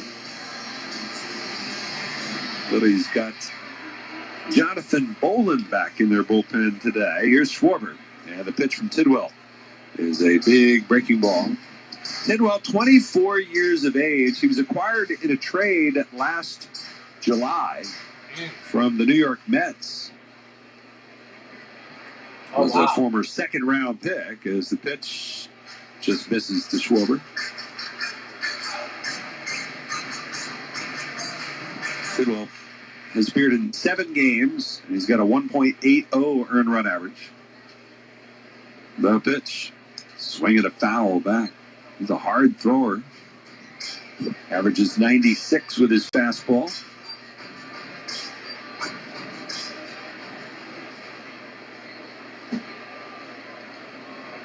He's 24 years of age. The pitch, Schwarber swings and pops it up foul. This will be a souvenir. Way out in front of that sweeper there. Break his bat. I still got it off the end of the bat. They got a new stick. Kirkering and Bolin both up.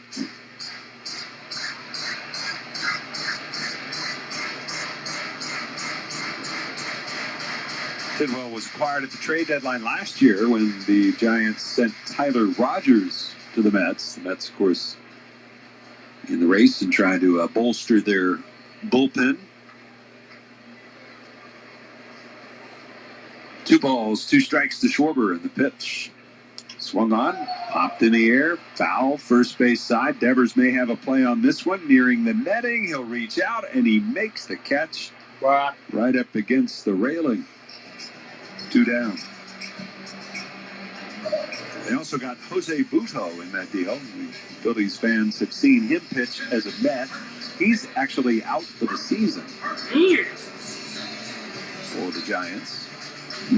But they like what they see so far in Tidwell. Here is Harper. 5-0 Phillies. The pitch swung on, lined up the middle. There's a base hit. And Bryce Harper, another multi-hit effort, as he had the 2-run, or the RBI double, I should say, back in the 6th. The man with the 2-run double is coming to the plate now, Adolis Garcia.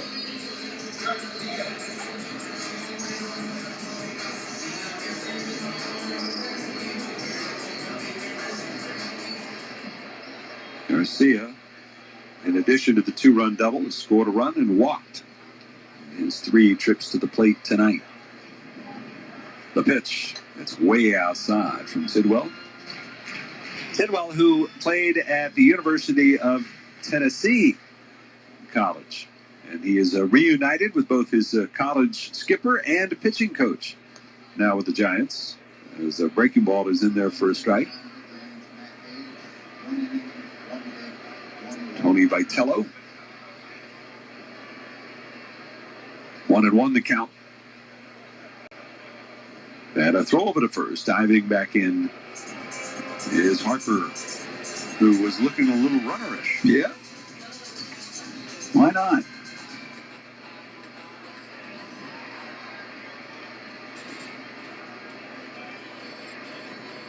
The pitch is up and away and taken for a ball. A bluff by Bailey on a throw down to first.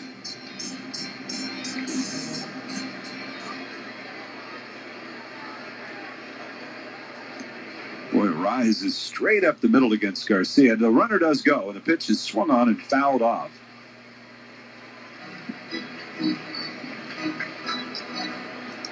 Pretty good jump there, too. I don't know if they had a chance to get him or not.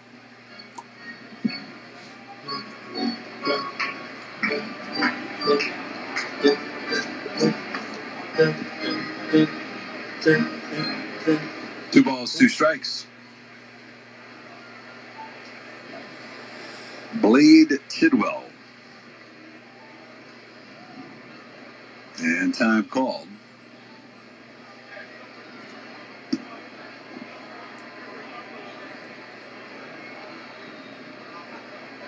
And Garcia back in the box now. The pitch from the righty. Swung on, popped up. But over near first base. Into foul ground goes Devers near the coach's box. He'll make the catch. All right. And the side is retired. No runs on a hit, one left. We're going to the 8th inning tonight. Phillies 5 and the Giants nothing. Yay. Finally getting back to our winning ways again.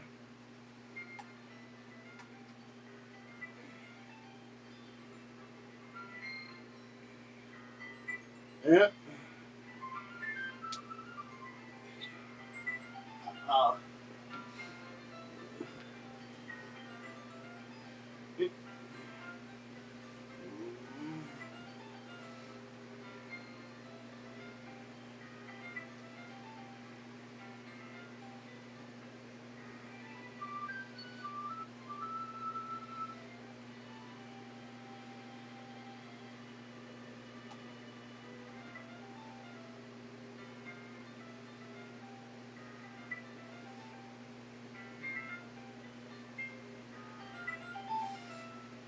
Ooh.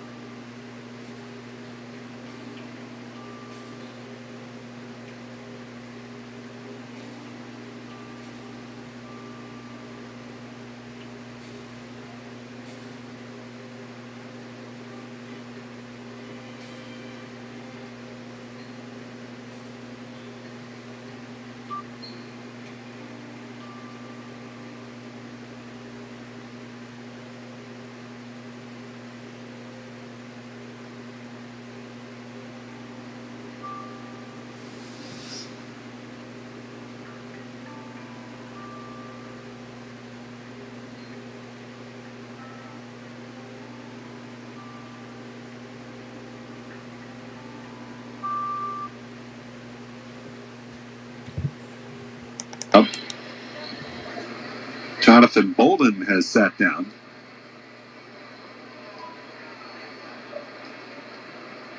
2-2 pitch. Ground ball foul. Pretty interesting that the Phillies have the best start they've had all season. And yet they've had 3 different relievers warm up before a single reliever has recorded an out. No. Here's the 2-2 pitch. And it's poked foul out of play down the right side. As the Giants have some lefties due later on down the line here in this inning. But I mean, having guys ready if it's a 1 or 2 run game, but this is a 5-run game. 2-2 to count the pitch. Swing and a miss. And there's a splitter to get a strikeout for Orion Kirkering. He hasn't used that new pitch of his very often, but that was a pretty good one. Yep.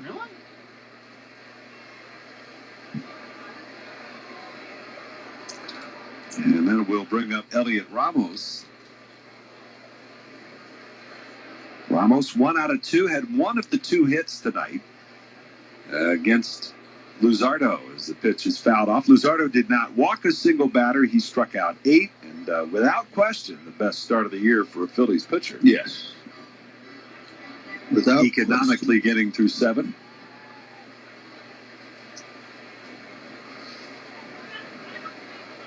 On 1 on Ramos, the pitch.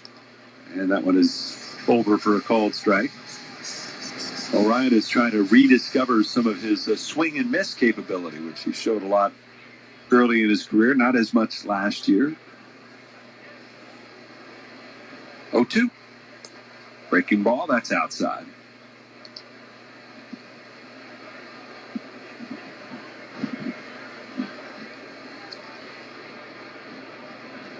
The stretch and the pitch is up high. And Larry, you got to think if he can command a splitter and use it effectively, it's going to help his fastball play a little better too, don't you think? No question. 2-2. And it's popped in the air. Right field line towards foul ground. Harper giving chase, so is Garcia. Garcia can't make the play. Looks like maybe he took a peek at Harper going out right at the last second, and Garcia couldn't grab it. I think he was there. Well, he called it. And no error charge. That did go off the thumb of his glove, right? Yep. Harper, who went into a bit of a kind of an awkward slide on the track, trying to go down, and he comes up and he's kind of flexing his knee a little bit. He gives a thumbs up to Orion, but 2-2 on the way, and it's fouled away. Still 2-2 on Elliot Ramos.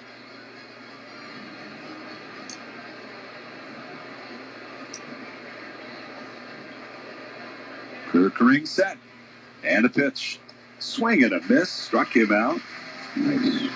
So he gets 1 strikeout on his splitter. Here he gets 1 on his breaking ball. Was actually hoping he wouldn't throw a splitter there because it's probably his least command pitch. And to throw it 2-2, I've always grown up taught you're going to throw a 3. If you're not going to throw a 3-2, don't throw a 2-2. Here's Gilbert. He's 0 for 2. And a pitch. Fastball. It's right there for a called strike. Out of town scores, by the way, brought to you by Oliver Heating, Cooling, Plumbing, and Electrical. You'll feel the difference. 5-0 here. Phillies lead it in the 8th. Kirkering's pitch. Skips in the dirt. 1 ball and 1 strike.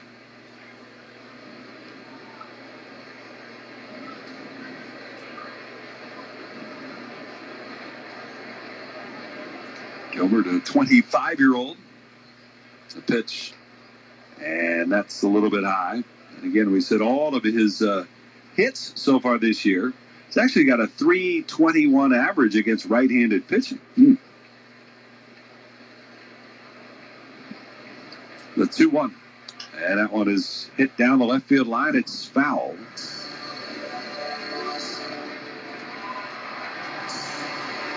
Count is even at 2-2.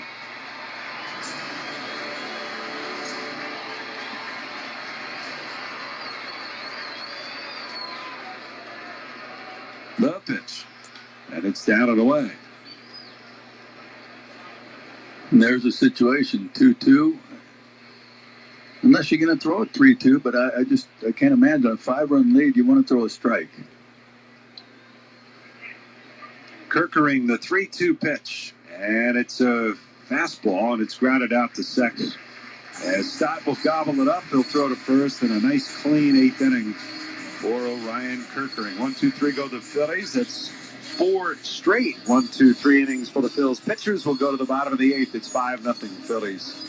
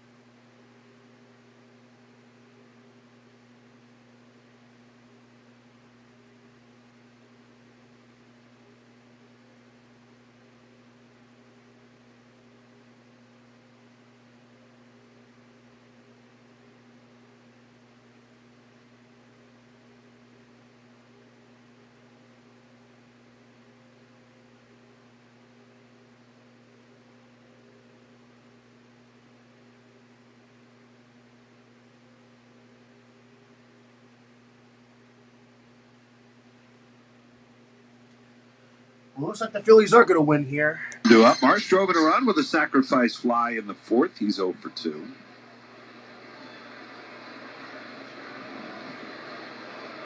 The 0-1 pitch. Breaking ball, that's in for a strike. Don Mattingly at the helm now, the interim manager, the 57th manager in Phillies club history. He's just been hired as the bench coach, of course, last January. The pitch. Ground ball the other way. That'll be a base hit. And Chapman way off the line. And Marsh just chops it the other way and bounds it through the infield for a single. He continues to hit the right-handers. No doubt about that. Mattingly, of course, has managed before 5 seasons with the Los Angeles Dodgers, 2011 to 15. And then with the Marlins for 7 years, from 2016 to 22. Here's Stott against Tidwell. And the pitch. Swing and a miss. That big breaking ball.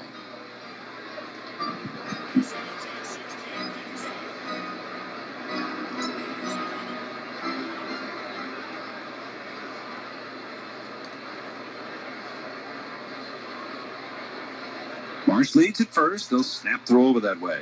They'll dive back in. And, of course, Don Mattingly's son, Preston Mattingly, currently serves as the Phillies general manager. So, of course, part of the front office to make this move today. Here's the swing and a foul ball out of play. And when asked whether or not that could be an awkward situation and working for your son, so to speak, he said, well, you know, I'm fond of the kid.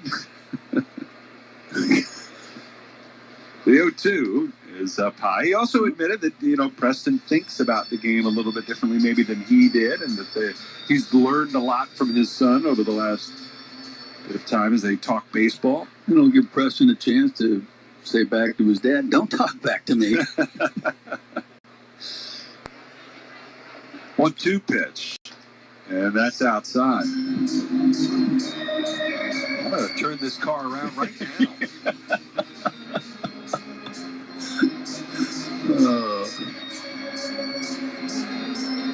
I'll let you know.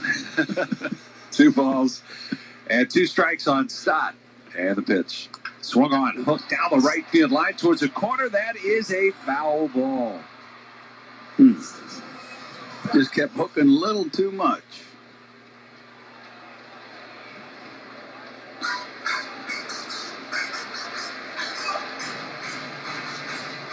Kyle Backus, who had been warming in the 8th inning, he's back up on the mound. It looks like Tim Meza is maybe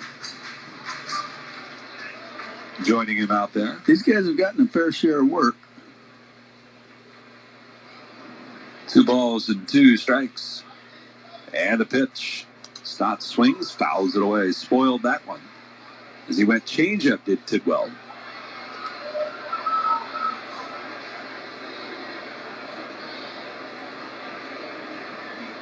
And of course, when the Phillies last did this, that is, make a managerial change mid-season, it produced immediate results. Yeah. Joe Girardi was fired, and Rob Thompson took over. And the Phillies proceeded to go on an 8-game winning streak. And they actually ended up winning 14 of their first 16 games. And now something's up with Stott. And Joe Rouse, the trainer, is coming out. Don Mattingly is out there as well. And I guess they'll let Stott continue here. Not sure what that may have been about.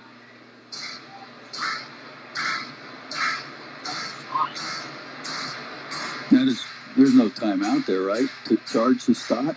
Or Looks like he's grabbing his rib, his oblique maybe. And his right side. Keep swinging? 2-2 pitch. Swing and a miss. And Stott down on strikes.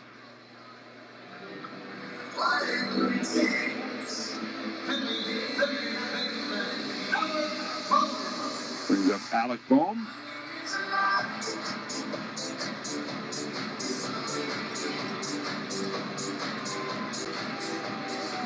Alec Bohm, who has 2 hits tonight. Only his 4th multi-hit game of the season as this pitch is bounced in there. He has not yet had a 3-hit game this season. Well, maybe tonight is the night.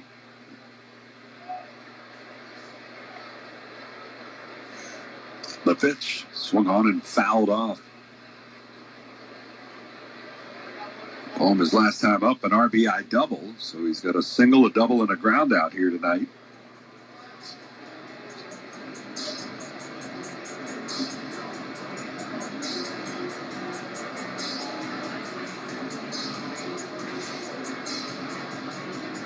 Well to the back of the mound, picks up the rosin bag, and he's a former starter and coming through the minors and done a lot of starting, and they've kept him somewhat stretched out as a multi-inning reliever. Have the Giants. The 1-1 breaking ball down and away.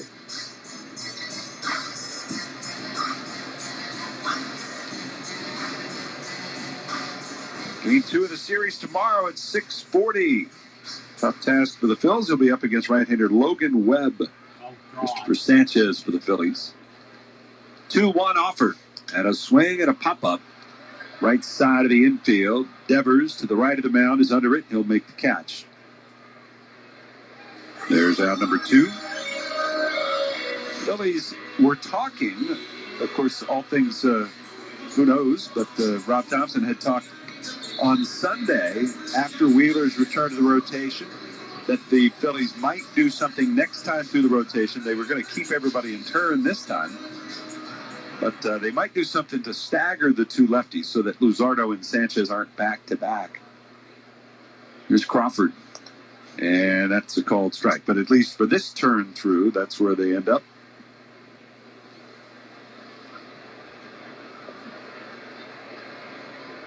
As it'll then be Andrew Pater against Adrian Hauser on Thursday, the day game. Throw over to first. And back is Marsh. It's 5-0 here, bottom of the 8th inning.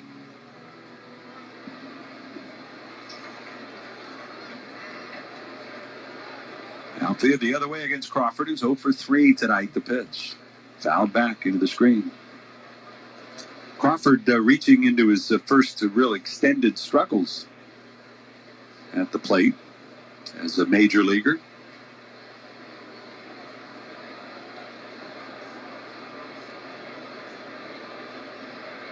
Tidwell with the 0-2, way outside.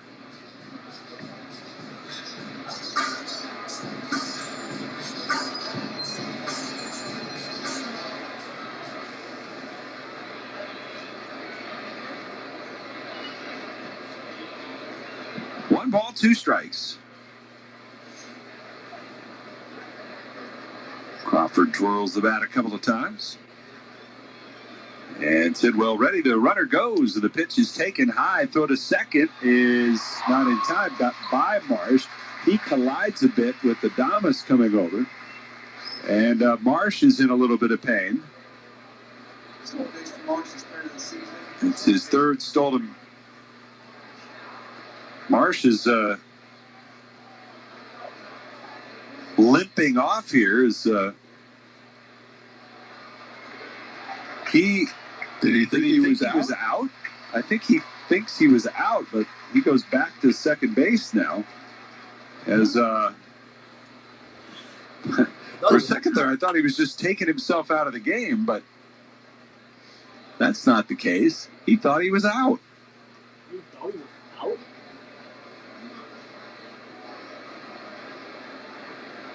So he gets his 3rd stolen base, and he keeps flexing his left leg and knee, which here's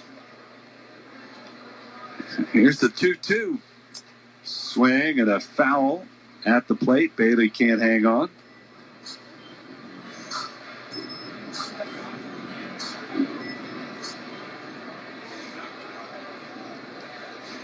Oof. Knee-to-knee contact for Marsh and Adames. 2-2.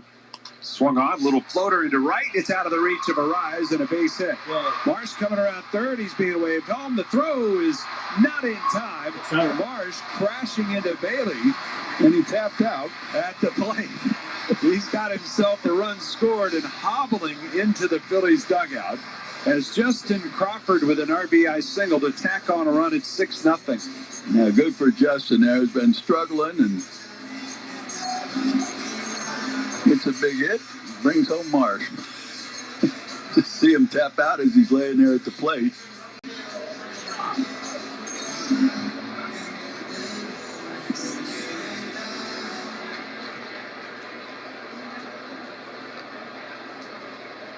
Here's Marchand, and a throw over to first, and Crawford is back with a dive. And you might wonder if they might see Crawford attempt to take a bag here. 6 runs here in the bottom of the 8th. I don't know if that's necessary. It may not be. Yeah. The pitch is fouled away to the left side. I don't know if the other one was either then. Probably not. But Phil's just filling their oats after having a 5-run lead, and let's make a little more. 0-1. And that's a breaking ball. Down low. 1 ball, 1 strike. Marchand tonight is 0 for 3. Double play ground out, a foul pop out, and a grounder to third. The pitch. It's up high. Tidwell closing in on 40 pitches, but this is his inning all the way. Wow. The Giants bullpen all quiet. Meanwhile, the Phillies have 2 lefties throwing. And the pitch. Swing and a miss by Marchand.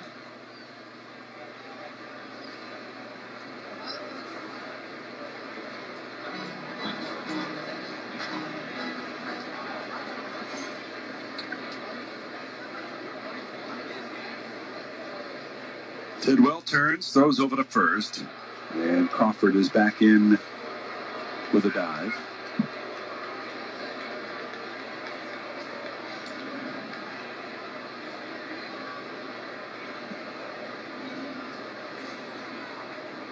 Tidwell, the 2-2 pitch. It's up and away. 3 balls, 2 strikes.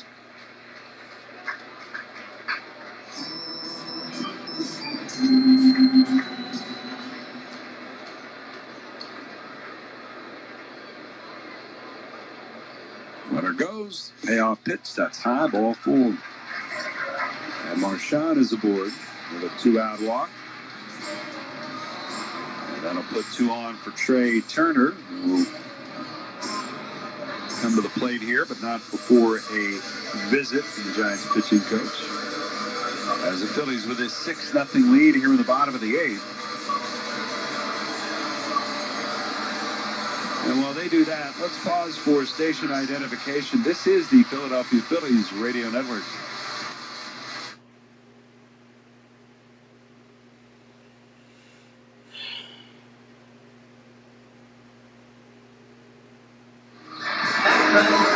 With Larry Anderson, I'm Scott Fransky with you from Citizens Bank Park tonight. Tom Kelly is our engineer in the booth. Luke Nichols back in our studios. Phillies enjoying a 6-0 lead here in the bottom of the 8th. Pitch to Trey Turner is a breaking ball that's in for a strike.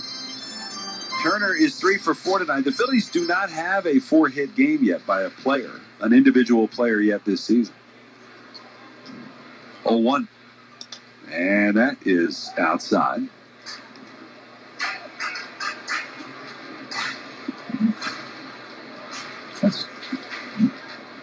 Well, the offensive numbers are what they are. A little surprising.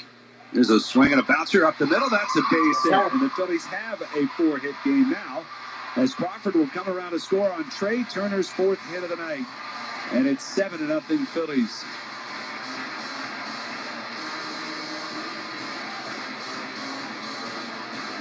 Well, we all saw this coming. Yeah. Turner gets his 10th RBI. A few more times, too.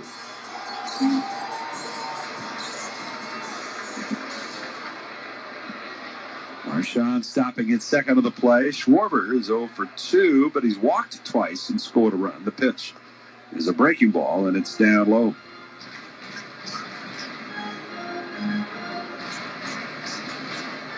Now they start to move around in the Giants bullpen. 7 runs, 11 hits for the Phillies, and the pitch swung on and popped up. Near the bag at third base, Matt Chapman settling under it. He'll make the catch, and the side is retired. But 2 more runs home for the Phillies. 1, 2, 3 hits. And a couple of men left aboard. We're going to the 9th. Phillies lead it 7-0. Hey, my lucky number. Hee hee hee. Hee hee hee.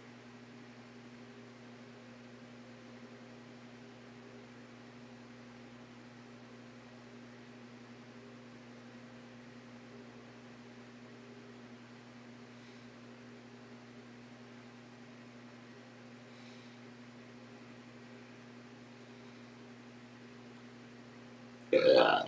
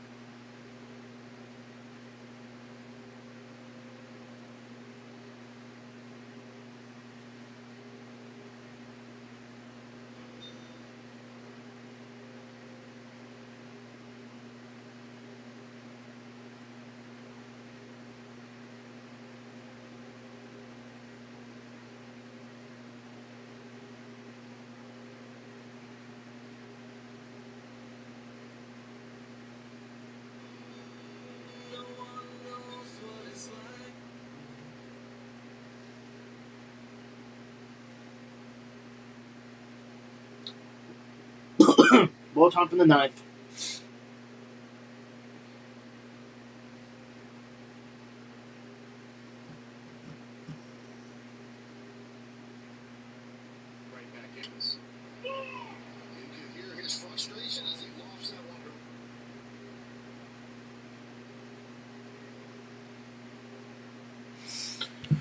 Ball time for the 9th.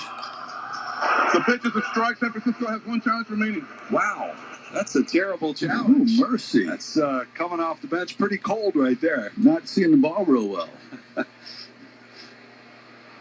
The pitch. And that's down and away. I saw it. Was it Jazz Chisholm who fined himself $1,000 for a bad challenge? Did he? He had one of those who was just fully in the strike zone. It wasn't even close. 1-1 pitch. And it swung on and fouled away to the right side. I don't know the circumstances of the game, but I think it was a pitch that would end the at-bat. So at least there was a little more stakes involved, if you will, instead of a... And who knows, maybe he needed a ride-off. 1-2, the pitch from Meza is bounced foul. Again, the Phillies with this 7-0 lead. The last time they had anything close to this was again back at the start of the Cubs series. That was the last win before the losing streak on April the 13th. The 1-2. It's in the dirt.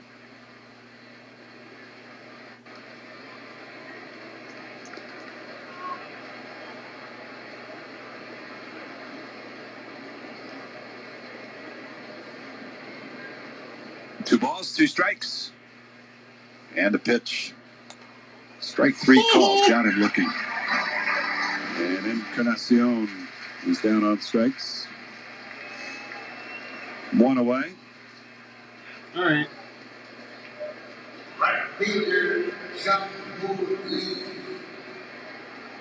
Phillies that night were actually up 13-2 over the Cubs before they scored 5 runs in the 8th inning. Here is Jung-Hoo Lee, and he takes a called strike. But this is the biggest lead for the Phillies since then. Wow.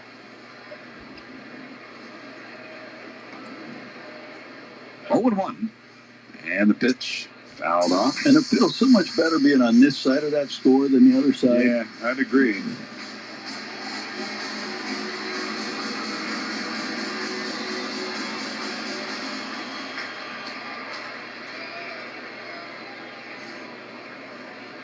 Mesa ready. And is 0-2. In the dirt. And he got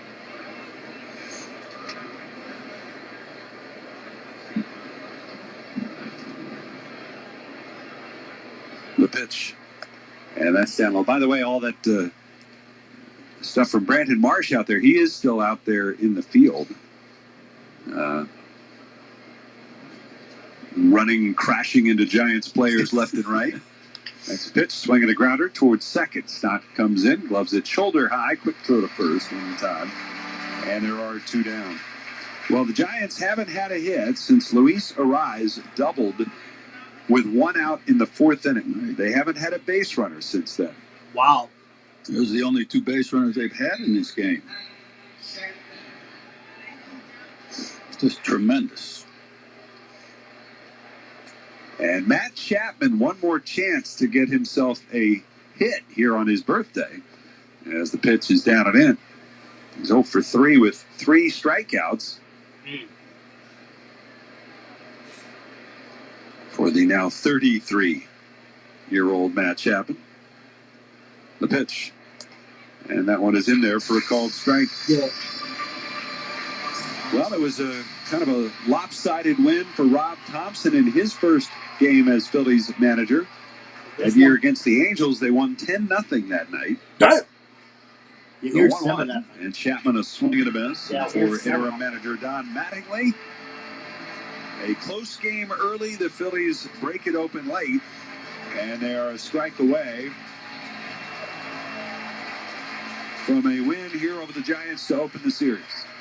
Mesa is ready in the 1-2 pitch on the way, and it's down low.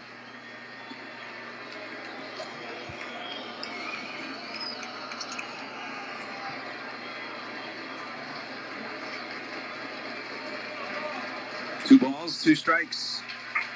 The pitch from Mesa. Fouled back. Oh. When the Phillies won that game on Friday, June the 3rd, 22, they were 6 games under 500. They were also 11 games out of first place. Wow. Damn. 2-2 the count. Mesa kicks and deals. And a swing and a miss. He struck him out. And the ball game is over. And Phillies interim manager Don Mattingly victorious in his debut with the Phillies as Jesus Luzardo and the Phillies bullpen shut down the Giants in a 7-0 win. Well, it starts with the starting pitching, and we've got the best start of any Philly starter this year. Was just outstanding. 7 innings of work, 2 hits, 2 doubles, and that were the only base runners for the Giants this whole game. And when you get 7 innings from your starting pitcher with those kind of numbers, you got to figure you got a good chance of winning. And the offense came through, got a lot of hits, 11 hits. They were 5 for 11 with men in scoring position, which is a far cry from where they've been most of the year. Just a great job all the way around. The last 17 Giants retired in order en route to a 7-0 Phillies victory. We'll take a timeout, and we're back with the totals and a recap for you right after this. Yay. Phillies win. Yay. And under the manager of, and now the new manager of, Don Mattingly. I mean, honestly, he's not too bad, I guess. I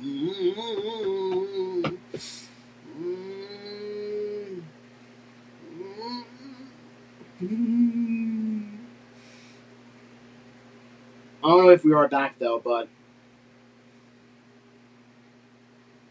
And, of course, Luzardo gets the win, obviously.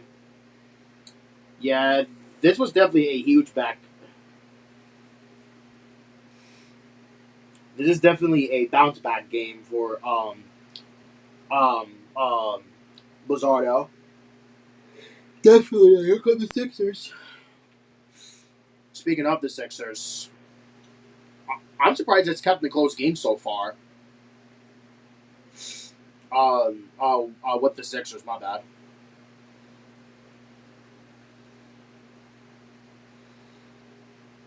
So far, 14 years ago.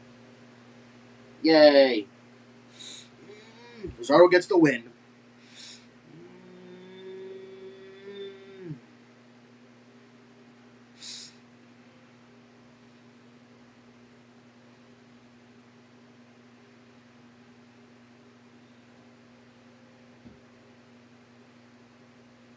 That was quick. The X one's supposed to win like freaking right away. Money.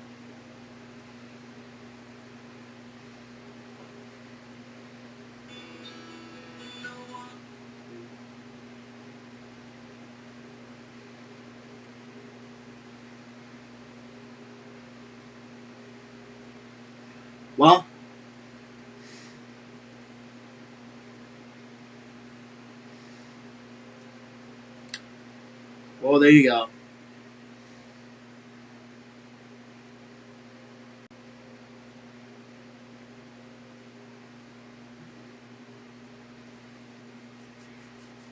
Well, the Phillies win again.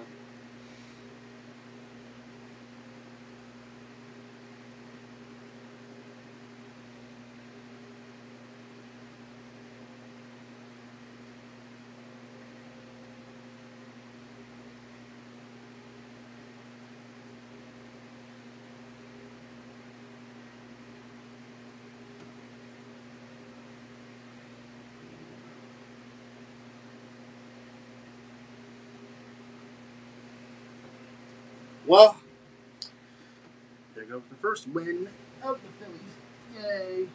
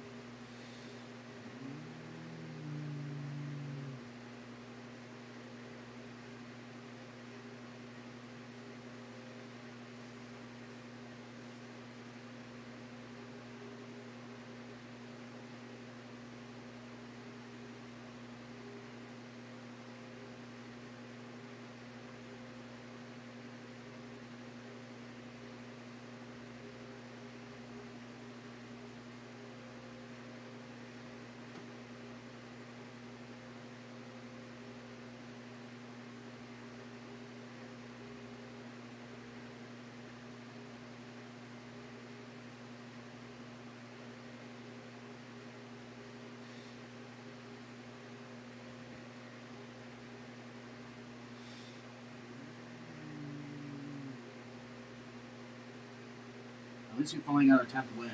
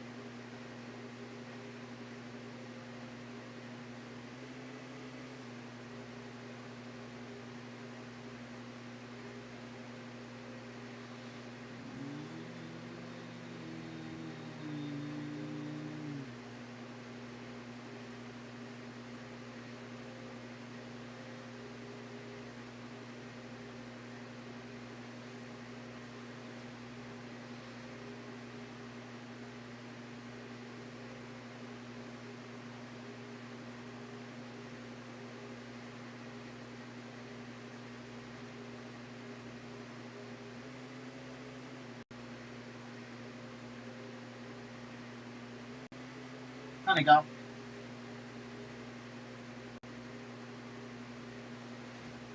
Well, the Phillies win.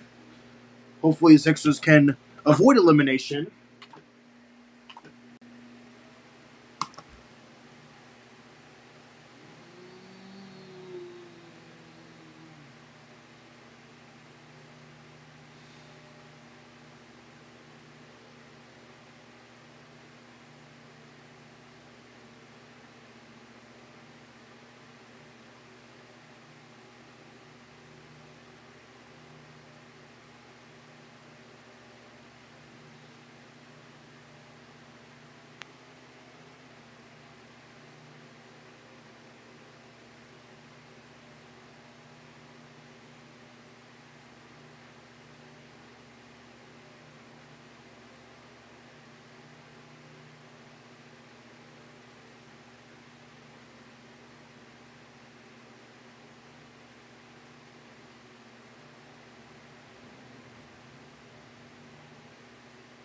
Are you repeating now?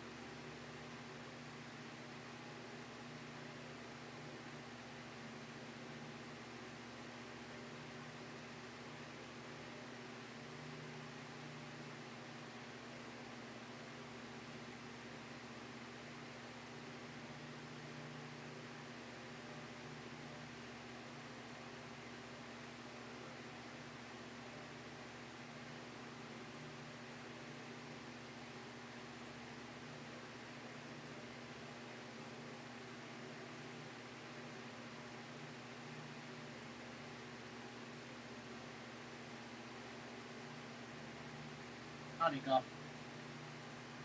You alright, bub?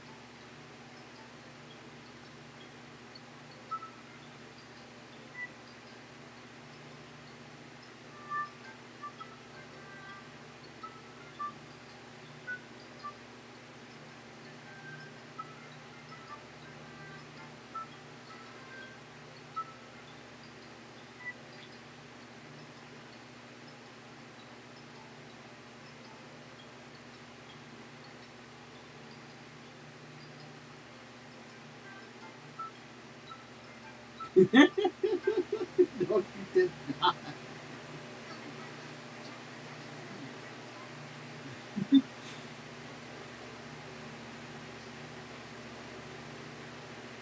All of the Sixers are gonna.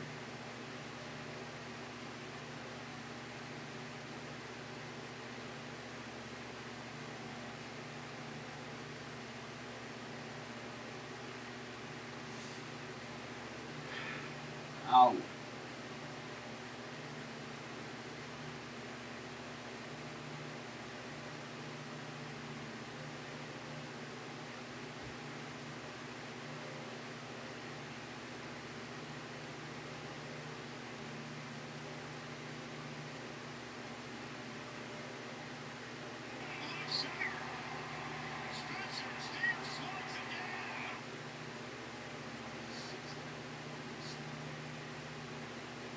Bro, where's y'all win, bro? Y'all are taking a little while to post y'all win. Damn, 10 years ago?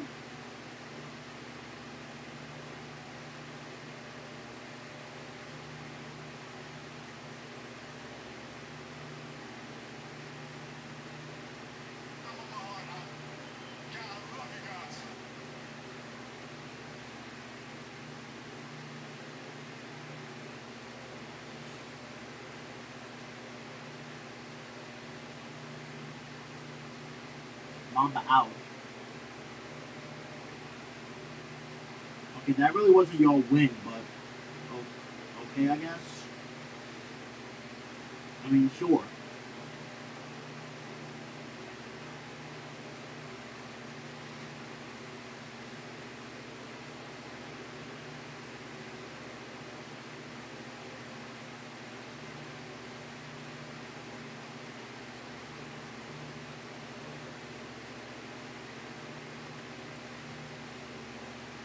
down to 3.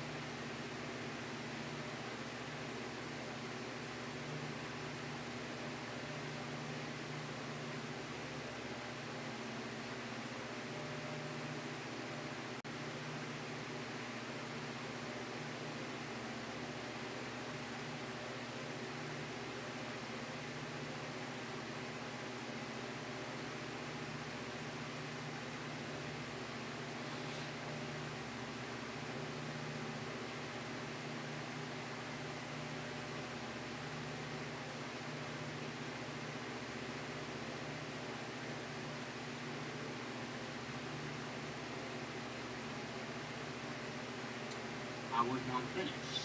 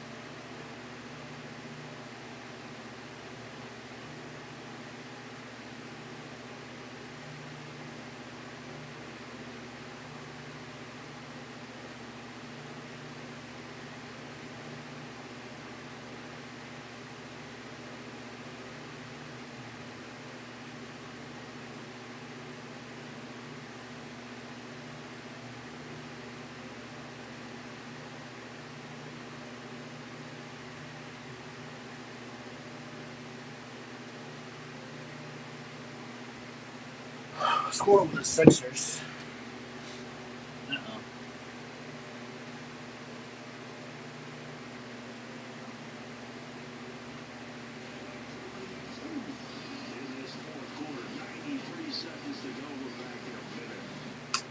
Huh? What's going on? Wait, what? Wait, what's? Wait, hold on. What's going on? What the hell? What the hell was that? Wait. Huh? Oh, we're leading by. Damn. We're leading by 15 points? Oh. Oh. Well then, I guess I was wrong. I guess I was wrong. I thought the Sixers were going to lose, but it turns out I'm actually not. I was actually wrong. The Sixers are going to win. They're going to force Game 6. Oh, so I guess I'm not going to be putting it in there yet.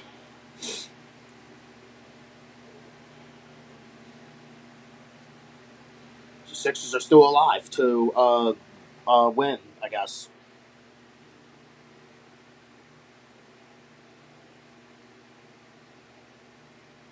Excuse me?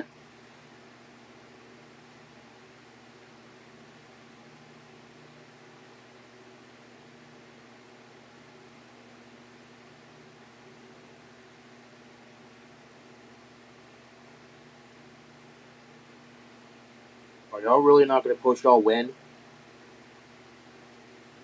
Well, I guess Phillies win and Sixers win. How about that?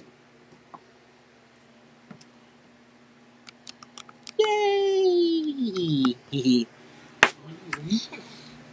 Yeah, well, this is what you get, Celtics. Now that Embiid's back. You know what? I wouldn't be too surprised if this goes to 7 games. I think it would. Depending on how we do in Game 6. It depends on how we do in Game 6. So, my phone's at 6%. 9,000 plus sellout. Boston had 57 points at halftime. They have 96 now, so they've limited themselves here in the second half to 40 points. Barlow to the line for the Sixers. And he goes 2 for 2. Grimes with 18. Pritchard had 12 off the bench. Vucevic not playing much in the second half. He had 30 seconds to go. 113-96ers. Gonzalez with a pass. Down low, Boston missing a layup, getting the ball back, and Kyle with a foul. As Amari Williams, a rookie out of Kentucky, has come into the game. He was fouled. He had 22 appearances in the regular season.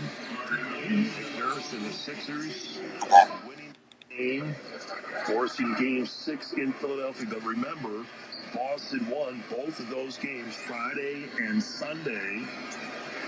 As Amari Williams going to the line, left-hand player, a big out of Kentucky.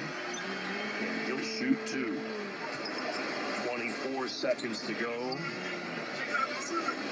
Williams played at Drexel before playing in Kentucky. So 4 years in University City for the Drexel Dragons. For that 1 year in Kentucky. And the ball goes to Watford as Williams going 1 for 2 for the line of the Sixers. It'll be a shot clock violation, leaving tenths of a second to go. But leave no doubt the Sixers are going to win this game as Tatum up off their bench, walking to stop point as he goes to the locker room. Tatum's hit. Wisconsin is the right word. Sixers as Boston inbounds, and that's the final buzzer. Sixers win 113-97. A tremendous second half as the Boston Celtics score just 40 points in the second half. And the Sixers come from 7 down at the break. The defense and the Offense of Embiid. Embiid was able to go one-on-one with Samias Kana and score at will. He ended up 12 of 23 from the field, 9 of 10 from the line, 33 points for Joel. And he is courtside doing a television interview. His 8th 30-point game against the Celtics. We'll be joined by a Sixers player who's making his way to the dressing room as we have a microphone situated in the hallway outside the Sixers locker room. I have a thought that it might be Quentin Grimes, but we'll find out in a moment. And here is the player now, player to be named later, grabbing the microphone, the headset. And now we have the, who's that? Who's back there, Q? I don't know. All right. All right, we're awaiting the 76ers player for a moment. Oh, wait, what? Okay. Who's that? All right. We're just, Sixers shoot 50% for the game. And they win 113-97. Oh, just... Goodness me. All right, who's there, Q? We're getting Joel here, but that might be from one of the mics along the side of the court. Oh, my, hold on here. Oh, my God. 113-97, the final. Boston ended up with 11 threes. The Sixers, hello? 15. Hello? Who am I hearing? The final score here, once again, I'm sorry, we're awaiting this post-game interview, which is... Technical difficulties, maybe? Anybody there? Sixers held Boston just 11 points in the fourth. It was a 28-11 difference. Grimes had the 2 threes. Boston shot just 3 of 22 in the fourth quarter. So the Sixers able to hold them off and win the game 113-97. And the Sixers keep the series alive as they win this game. And now the series goes back to Philadelphia with 3 wins to 2. We'll take a break and return after this. I think someone is not doing anything at all. I think someone's mic is having technical difficulties. Well, I guess that's fair, I guess.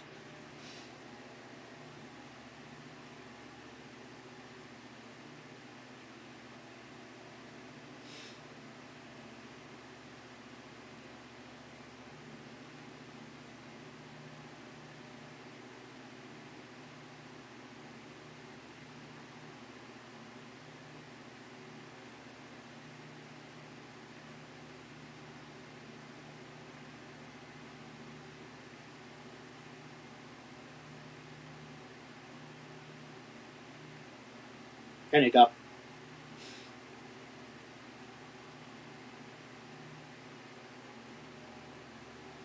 Yep. Luzardo got the win.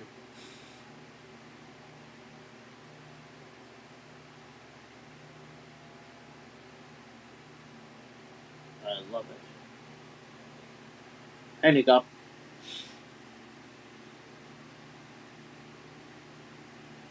Huh? 7377.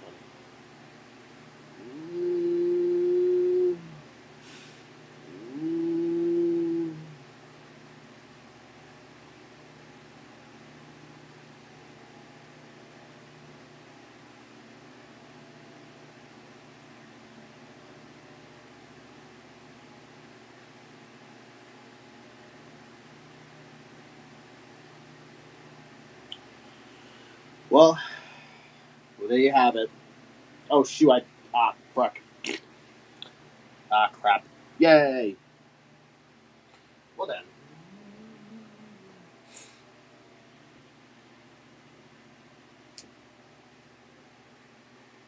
That was close, but I'll take it.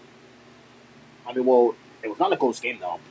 So we won by 16 points, it looks like.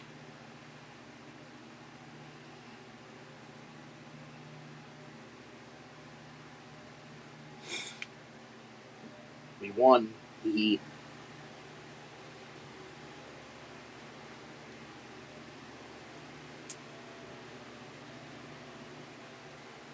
are not finished yet.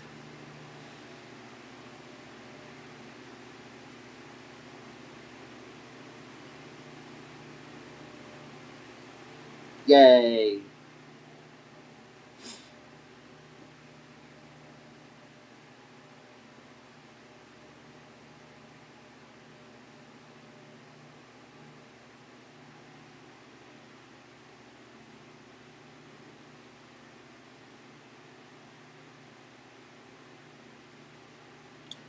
Where is the... Damn it.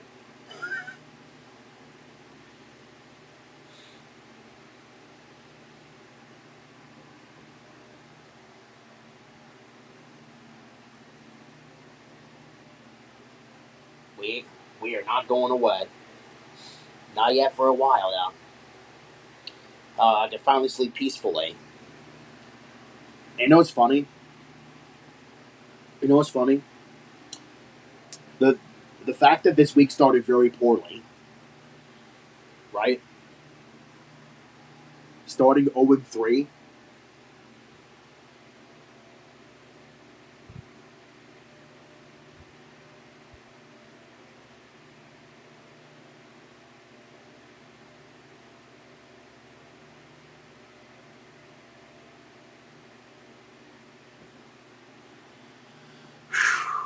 Man, I'm definitely fine having a good sleep. I'm not going to bed yet, though.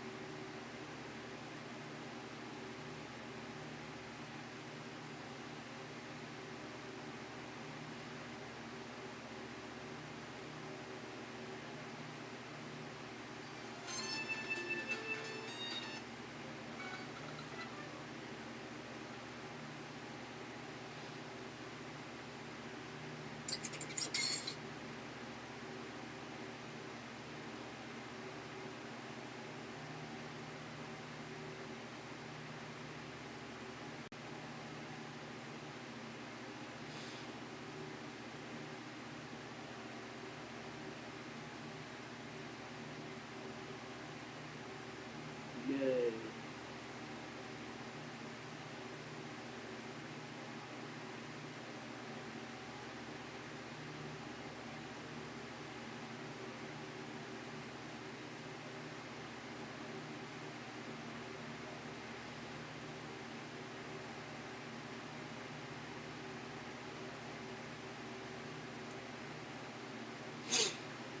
That's right, we are not going away.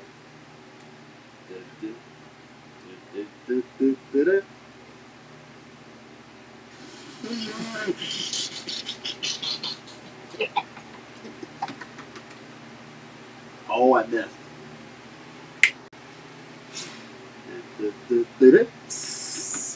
Okay, why is my phone barely going up?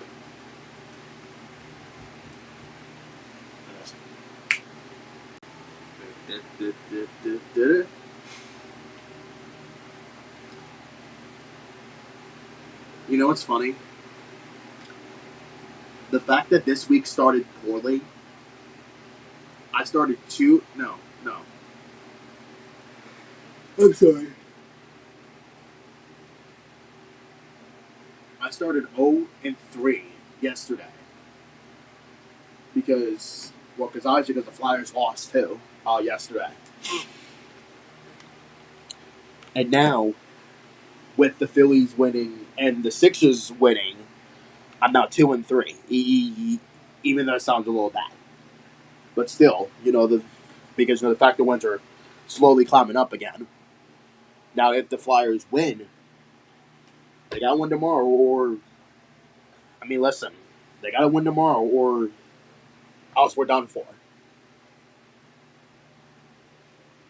However, other Flyers fans seem to experience this. Well, me, I haven't. Other Flyers fans, I get to experience this because they sure remember 2012. Well, I don't technically because I was not a Flyers fan. I was not even a freaking fan of any sport because I was young. I was only like 8. Well, actually, no, I was actually 7 or 8 at the time. So I wouldn't be able to know anything about sports. But now I do. Obviously, now I do. Now I do. Back in 2012, I guess. Because, Flyers win the first 3, then losing the next 2 in Pittsburgh. Or, no, I'm sorry, my bad.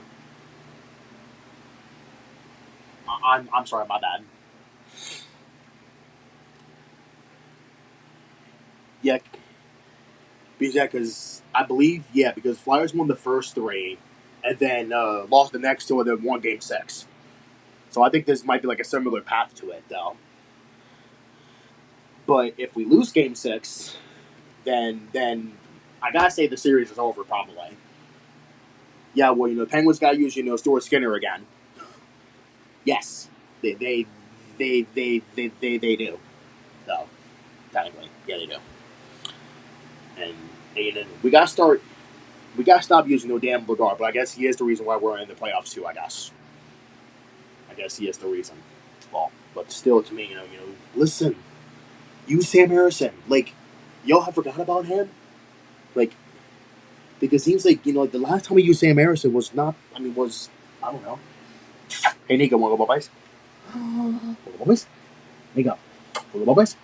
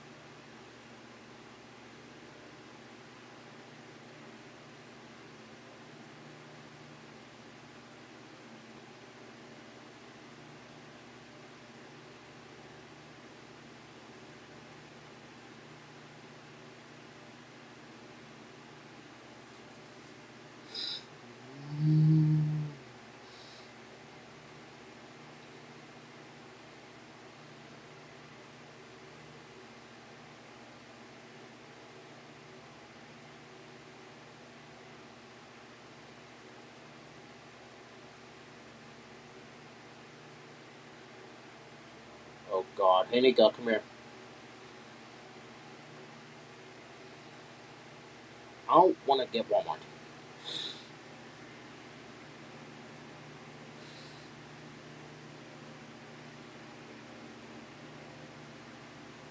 No, they don't. No, they don't need to lose tomorrow. Absolutely not. Absolutely not.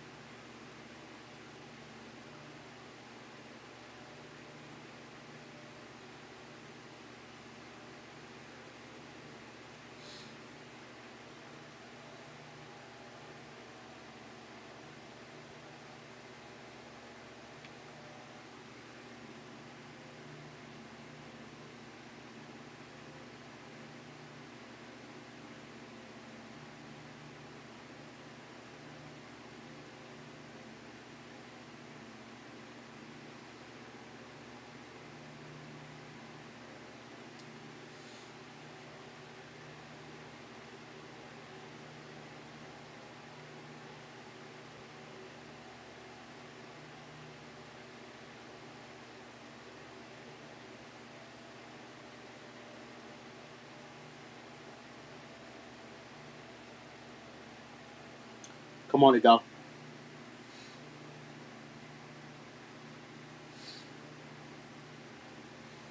Come on, Nico. Come on, Nico. You're going outside. Come on, get up. Come on. Come on.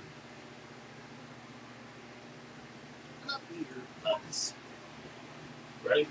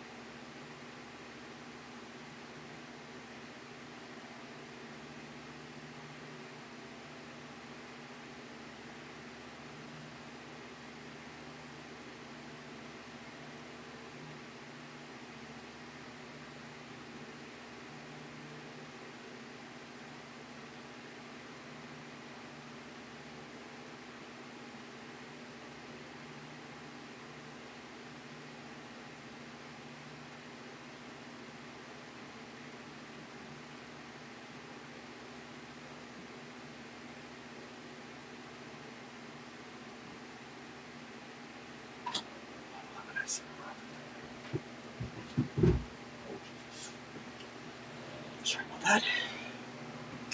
And yeah, I got it. Yeah. Tomorrow I'm washing my clothes.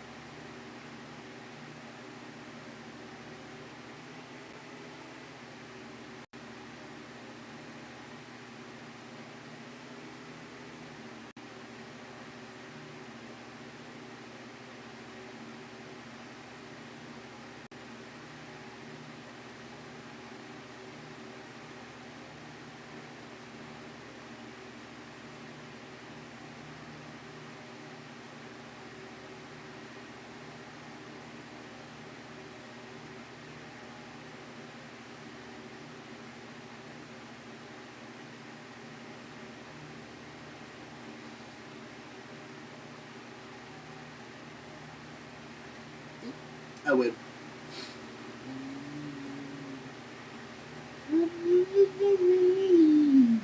No, I win. Oh, I messed it.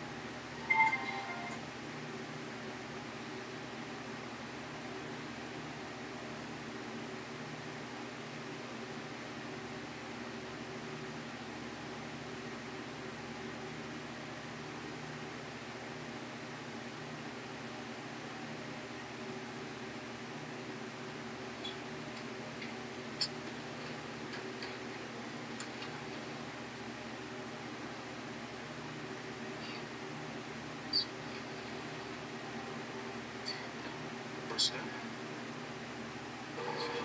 First step.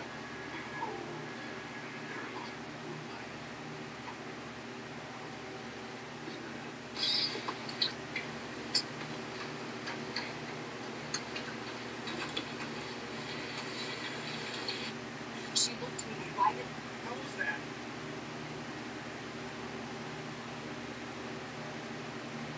Huh? How was that? Baby's been doing these really weird things lately. Like what? This. Holy shit! Huh? This baby is.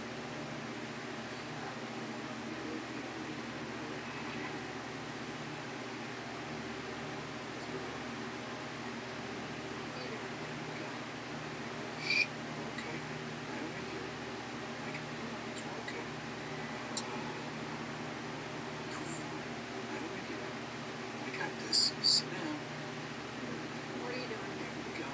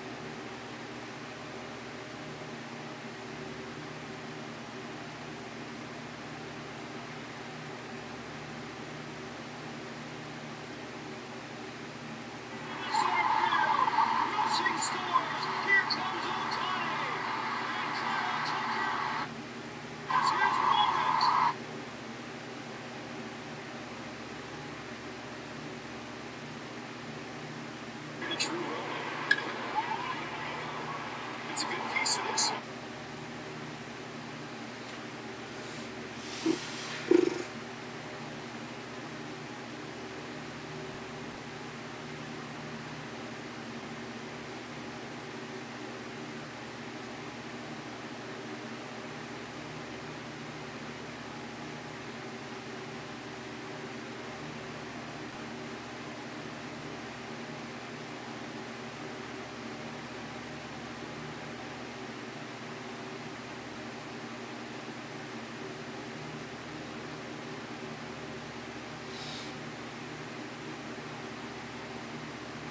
Yeah, this one's charging a little bit slow now. I kind of don't like it.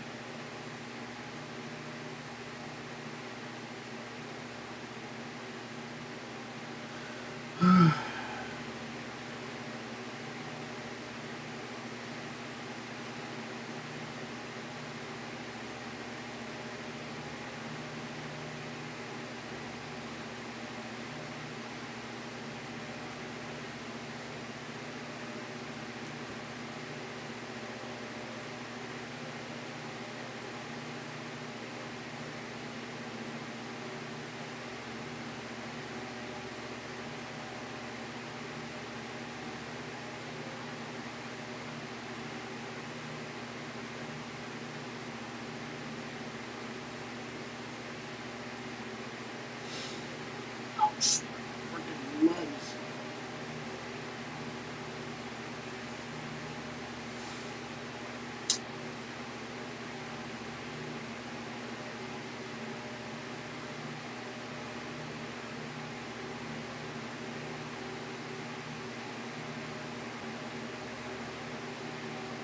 Yeah, this field is charging a little bit slower than usual.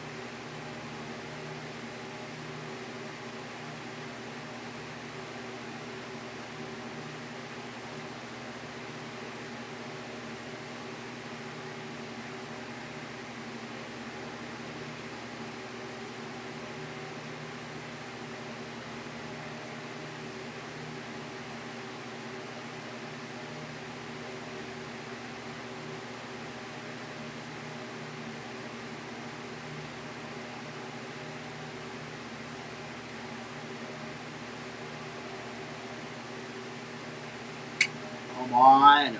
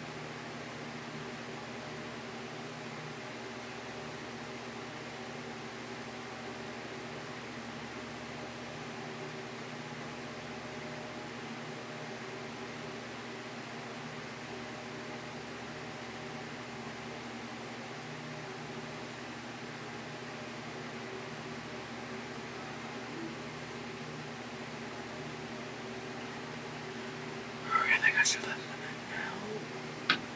We'll let them in now. Hold on, I'm gonna have to stretch for a little bit first. Because I just realized the time.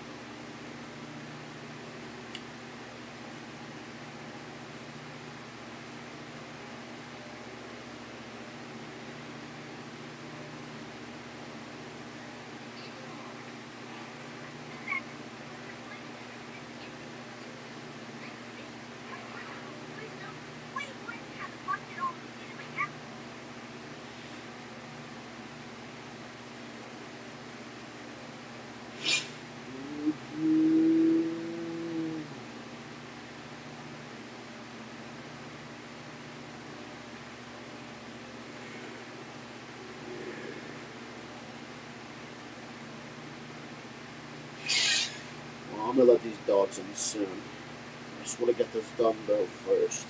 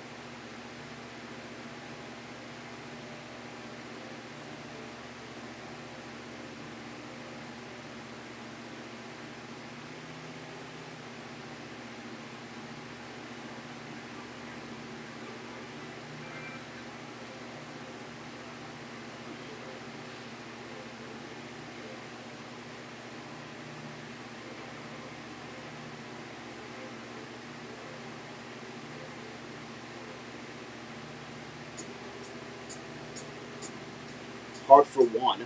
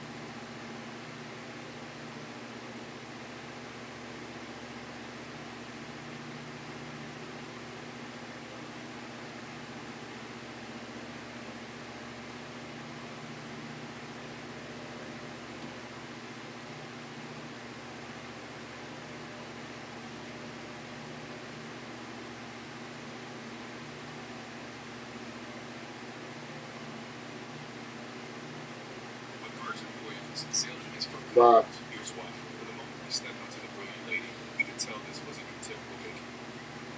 I don't care.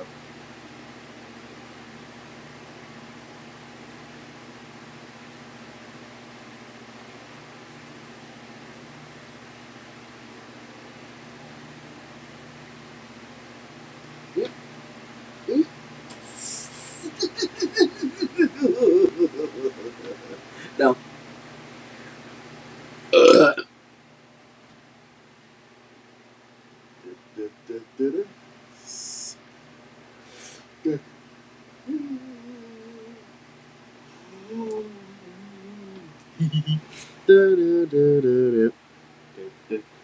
Oh, look, my pet's barely going up. Yay.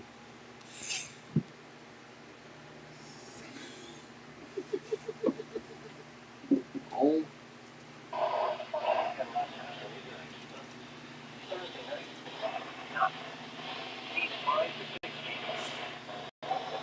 Southeast winds 10 to 15 knots. Becoming south to southwest 5 to 15 knots. Seas 5 to 17. Areas of fog. Fog. Scattered showers and thunderstorms with humidity 1 nautical mile or less. Areas of fog. Humidity 1 nautical mile or less. Thursday, northwest winds 10 to 20 knots. Seas 6 to 17. Thursday night, northwest winds 10 to 15 knots. Increasing 15 to 20 knots. Seas 5 to 17. Friday, northwest winds 15 to 20 knots. Becoming west 10 to 15 knots. Seas 4 to 6. Friday night, south to southwest winds 5 to 10 knots. Seas 3 to 14. Variable winds less than 10 knots. Becoming east to northeast. East northeast. Seas 3 to 5 feet. Saturday night, northeast winds 10 to 15 knots. North 15 to 20 knots. Seas 6 to 8 feet. Sunday, north to northwest winds 10 to 15 knots. Seas 5 to 7 feet. Sunday night, west wind 5 to 15 knots. Becoming southwest 10 to 15 knots. Seas 4 to 5 feet. Hazardous weather information. Now here is the hazardous weather outlook for southeast Carolina, northeast North Carolina, central Virginia, east central Virginia, eastern Virginia, north central Virginia, south central Virginia, and southeast Virginia. This afternoon and tonight, no hazardous weather is expected at this time. And now the extended outlook for the period Wednesday through Monday. There is a marginal risk of thunderstorms for Wednesday. A few storms could be strong Pacific Wednesday afternoon and evening. Damaging wind gust is the primary threat. The 10 p.m. area weather observations. At Salisbury, mostly cloudy. Temperature 50. 40. Relative humidity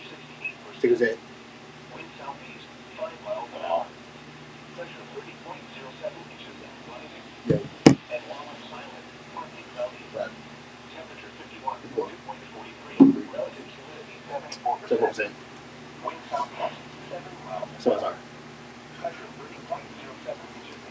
Yay. Free fall. 51.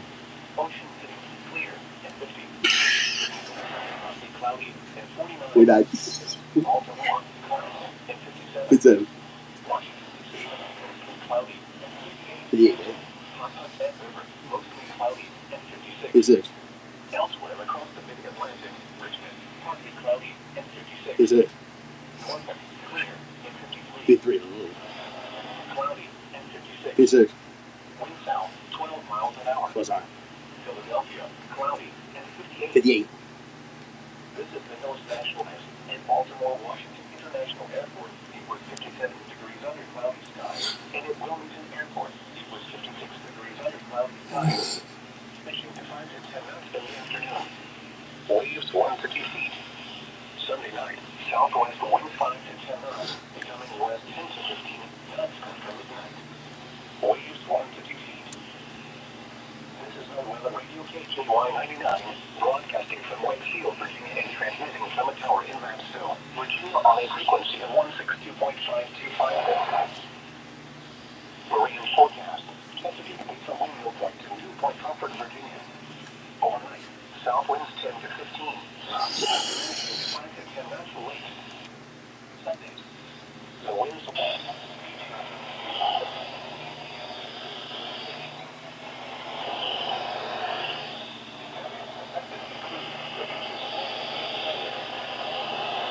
conditions are expected from 8 a.m. Wednesday through Wednesday evening. Impact, rip current, even the best swimmers away from shore into deeper water. Additional details. The most likely time for strong rip currents to occur is in 2 hours because of low tide, which will occur around 12:26 p.m. Wednesday. One threatening rip currents. If caught in the rip current, remain calm. In the direction following the shoreline. If tired, float or tread water until out of the rip current. If unable to escape, face the shore and calm or waiting for help. Here is the third zone forecast for the Outer Banks beaches. All beachgoers should remain aware of inherent dangers when entering the surf, including strong currents, swift longshore currents, out of shore breaks, and shallow sandbars. It is safest if you swim at a guarded beach and always use the advice of lifeguards and beach patrol. Wednesday rip current risk. Duck to Cape Hatteras. 9. Cape Hatteras to Ocracoke and let moderate surf height duck to Cape Hatteras. 3 to 5 feet. Cape Hatteras to Ocracoke and let 2 to 3 feet. Area water temperatures, duck pier, 59. Nest pier, 56. 56. Oregon Inlet Marina, 57. Rodnasty pier, 61. Avon pier, 58. You're on the next 4 types and select location in the listening area. And Duck pier, low tide at 12:54 a.m. Wednesday. High tide at 6:49 a.m. Wednesday. Low tide at 12:47 p.m. Wednesday. High tide at 7:09 p.m. Wednesday. And Oregon Inlet low tide at 12:53 a.m. Wednesday. High tide at 6:54 a.m. Wednesday. Low tide at 12:46 p.m. Wednesday. High tide at 7:26 p.m. Wednesday. And Pamlico Sound near Rodnasty a.m. Wednesday. For Crisfield, high tide at 11:36 p.m. Tuesday. Low tide at 5:31 p.m. to 6:37 p.m. Wednesday. And Cape Hatteras, low tide at 12:39 a.m. Wednesday. High tide at 6:30. Wait a minute.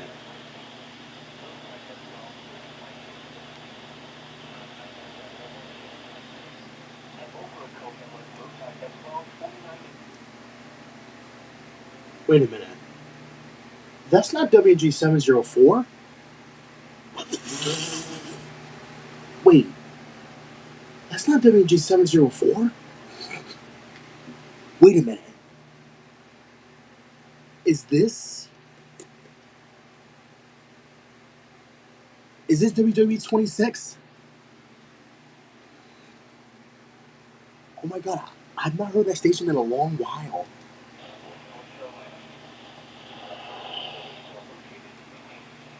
Weather information can also be found on the weather.gov/report. The current time is 10:30.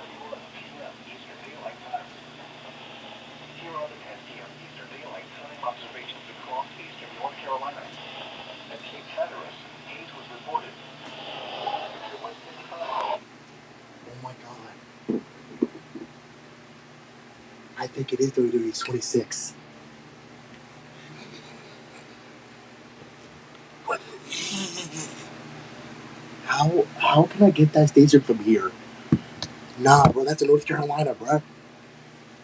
Yeah, I believe it serves I think the weather forecast office is in um uh Morehead City, I think. Bro, how can I get that station from here, bro? Well, I guess that's yeah, like there's no one even near here, bro. No, it's not. No, it's not. But I'm gonna look it up though. Hold on.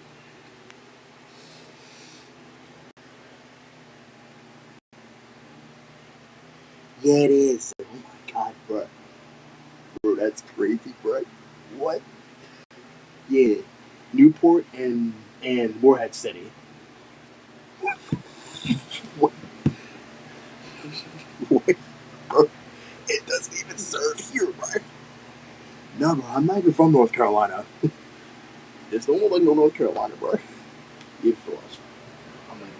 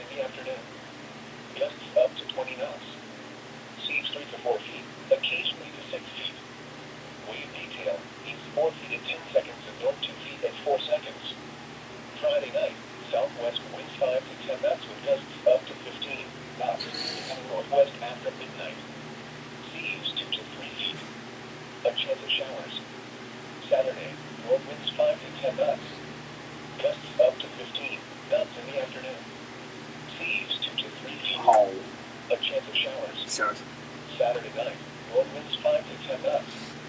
Gusts up to 15 knots after midnight. Seas 2 to 3 feet. A chance of showers in the evening. Sunday, west winds 10 knots with gusts up to 15 knots. Seas 3 to 4 feet, occasionally to 6 feet. Sunday night, southwest winds 5 to 10 knots. Gusts up to 15 knots after midnight. Seas around 3 feet. The current time is 10:37 p.m. 10:37. Daylight time. Oh, good for guys. The Salisbury, Maryland climate summary for the It was 20th. as of 5 p.m. April 28, 2026. Today's high temperature was 65 degrees and the low 34 degrees. Ooh. A trace of precipitation fell today, which brings them up in total to 1.63 inches. Damn. The total precipitation for the year now stands at 8.64 inches. Mm. The record high for tomorrow is 89, which occurred in 1974, and the record low is 31, 31. which occurred in 1940. 31. Sunset tonight is at 7:51 p.m. Mm. Sunrise tomorrow is at 6:08 a.m. Damn, that's too early. Offshore waters forecast Baltimore Canyon to Cape Charles light to 100 nautical miles. Tonight, northeast winds 5 to 10 knots, becoming variable. Variable. Seas 5 to 7 feet. Wednesday, east winds 5 to 10 knots, becoming southeast 5 to 15 knots. Seas 5 to 6 feet. Wednesday night, southeast winds 10 to 15 knots, becoming south to southwest 5 to 15 knots. Seas 5 to 7 feet. Areas of fog. Big fog. Scattered showers and thunderstorms with visibility 1 nautical mile or less. Areas of fog with visibility 1 nautical mile or less. That was just said. Thursday, northwest winds 10 to 20 knots. Seas 6 to 7 feet. Thursday night, northwest winds 10 to 15 knots, increasing to 15 to 20 knots. Seas 5 to 7 feet. Friday, northwest winds 15 to 20 knots, becoming west 10 to 15 knots. Seas 4 to 6 feet. Friday night, south to southwest winds 5 to 10 knots. Seas 3 to 4 feet. Saturday, variable winds less than 10 knots, becoming east to northeast. East northeast. Seas 3 to 5 feet. East northeast. Saturday night, northeast winds 10 to 15 knots, north 15 to 20 knots. Seas 6 to 8 feet.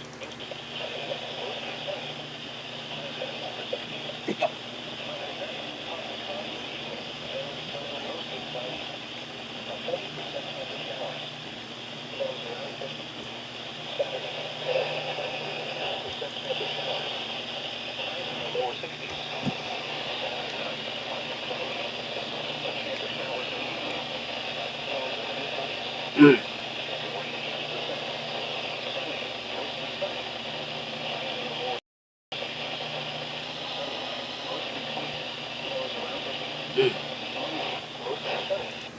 The temperature was 57. One location was at 10 p.m. Skies ranged from mostly cloudy to cloudy. It was 55 at New York City, 58 at Philadelphia, 56 at Wilmington, and 58 at Washington, D.C. Mm. Once again, at 10 p.m. at the Atlantic City International Airport in Pomona, it was 53 degrees under cloudy skies. Mm. Kiowa, St. Louis, and coastal reports at 10 p.m. In Sandy Hook, the air temperature was 53 degrees. The winds were from the south at 5 knots. The water temperature was 54 degrees. At Delaware Bay Buoy, winds were southeast at 6 knots. Sea temperature 51 degrees. Air temperature 50 degrees. At the entrance to New York Harbor, the air temperature was 50 degrees. The winds were from the south at 6 knots. The water temperature was 51 degrees. At Cape Henry, Virginia Buoy, sea temperature 55 degrees. Wave height 4 feet. Wave period 11 seconds. At Barnatun Buoy, sea temperature 49 degrees. Air temperature 49 degrees. Wave height 4 feet. Wave period 10 seconds. Here is the regional weather forecast. For the beaches of southeast New Jersey, overnight, mostly cloudy. Near steady temperature around 50. Southeast winds around 5 miles per hour. Wednesday, mostly cloudy. A chance of showers in the afternoon. Highs in the mid-50s. Mid-50s. Southeast winds 5 to 10 miles per hour. Chance of rain 30%. 30%. Wednesday night, showers. Near steady temperature in the lower 50s. Lower Southeast 50s. winds 5 to 10 miles per hour with gusts up to 20 miles per hour. Chance of rain 90%. Thursday, mostly cloudy in the morning, then becoming mostly sunny. Damn. A 30% chance of showers. Damn. Highs in the lower 60s. Northwest winds 15 to 20 miles per hour with gusts up to 30 miles per hour. Thursday night, mostly clear. Lows in the mid-40s. Northwest winds 10 to 15 miles per hour with gusts up to 25 miles per hour. Friday, sunny. Highs in the upper 50s. Damn. Friday night, mostly cloudy with a 30% chance of showers. Lows in the mid-40s. Saturday, partly sunny. Highs in the mid-50s. Saturday night, mostly cloudy in the evening, then becoming partly cloudy. Lows in the lower 40s. Sunday, mostly sunny. Highs in the upper 50s. Sunday night, partly cloudy in the evening, then becoming mostly clear. Lows in the mid-40s. Monday, mostly sunny. Highs around 60. Monday night, partly cloudy. Lows in the upper 40s. Tuesday, mostly sunny. Highs in the lower 60s. Here is the regional weather 50%. Thursday night, mostly clear. Lows in the upper 40s. Not as cold as lows in the mid-40s. Southeast winds around 5 miles per hour late this evening, becoming light and variable. Wednesday, mostly cloudy. A chance of showers in the afternoon. Highs in the lower 60s. Lows in the upper 40s. Winds 5 to 10 miles per hour.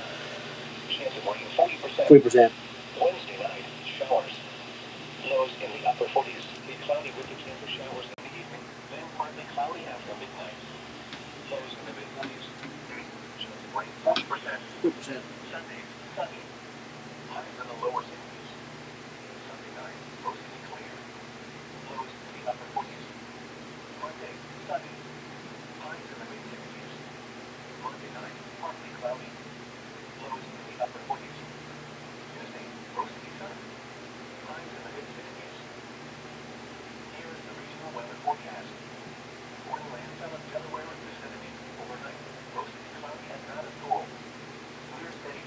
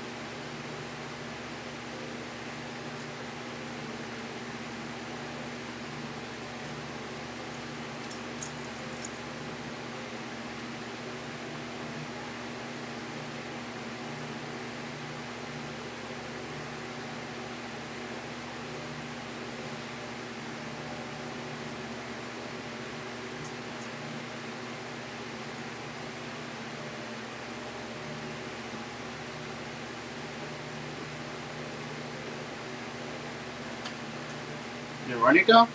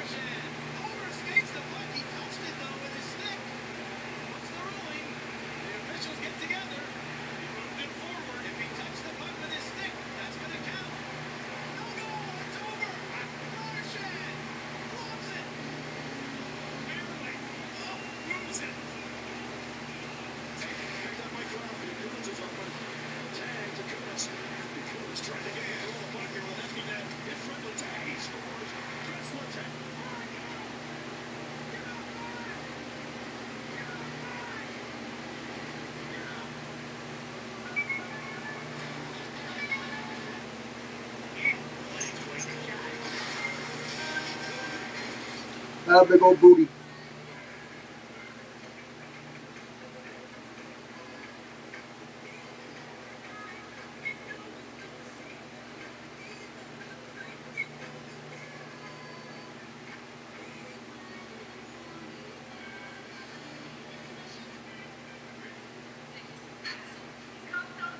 What kind of a language is that, bruh?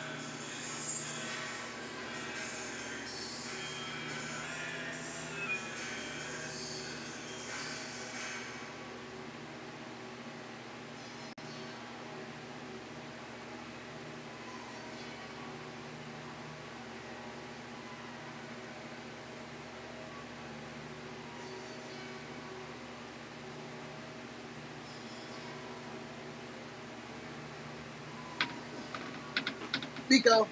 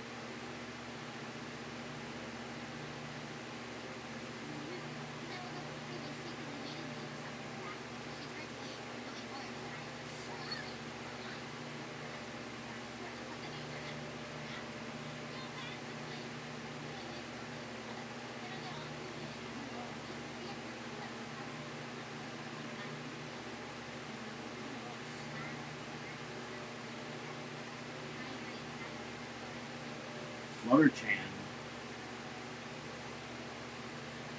Wait, huh?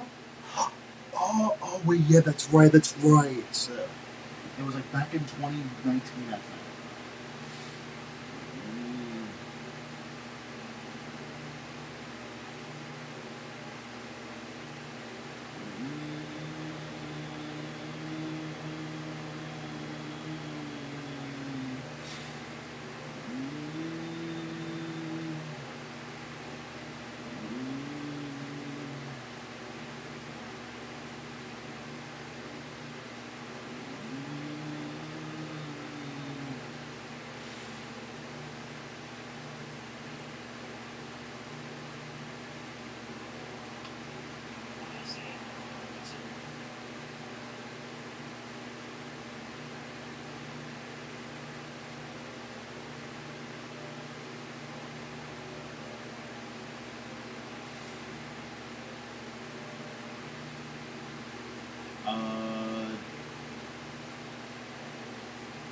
Yeah, they literally just canceled the Super Bowl. Bro, then what the frick? Then what was the point of it?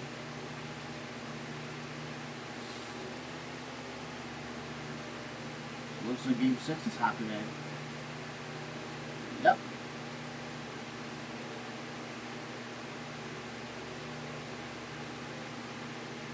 Yep.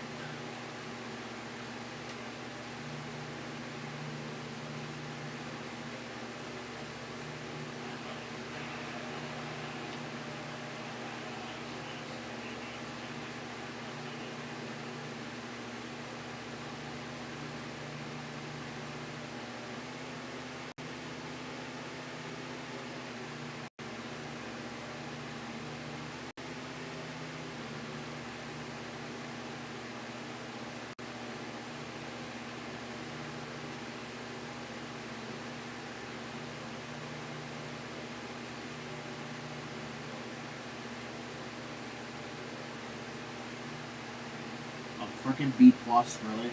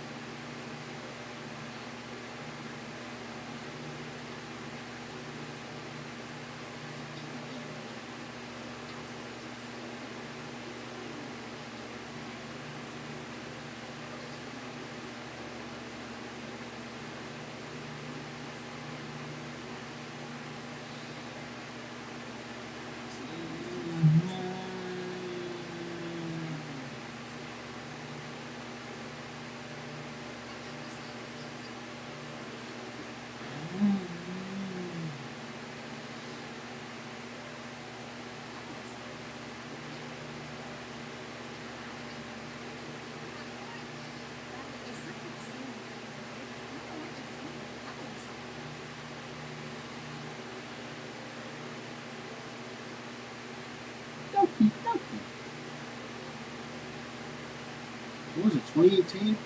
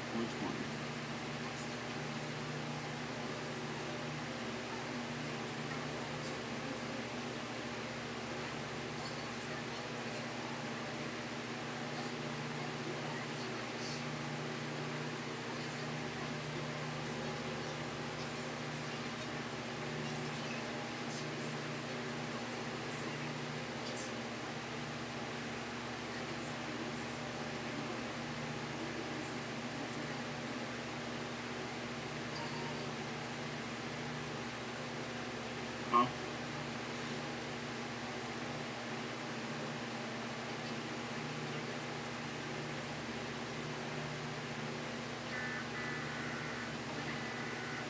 Jesus. Bro, that's like a low. Yeah, that's tough.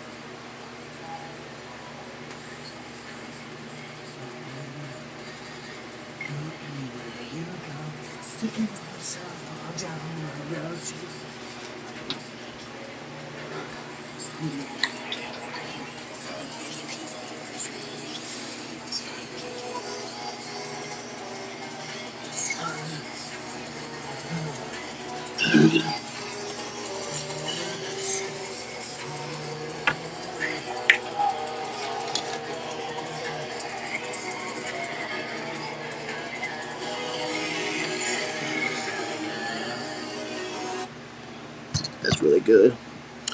All right, you know what? I'm gonna go end the stream here. So I will see you guys tomorrow for stream of Wednesday, and I will hopefully see you guys then. And finally, I can stream on YouTube again. So have a great rest of y'all Tuesday night. Yeah, there's always peace and out.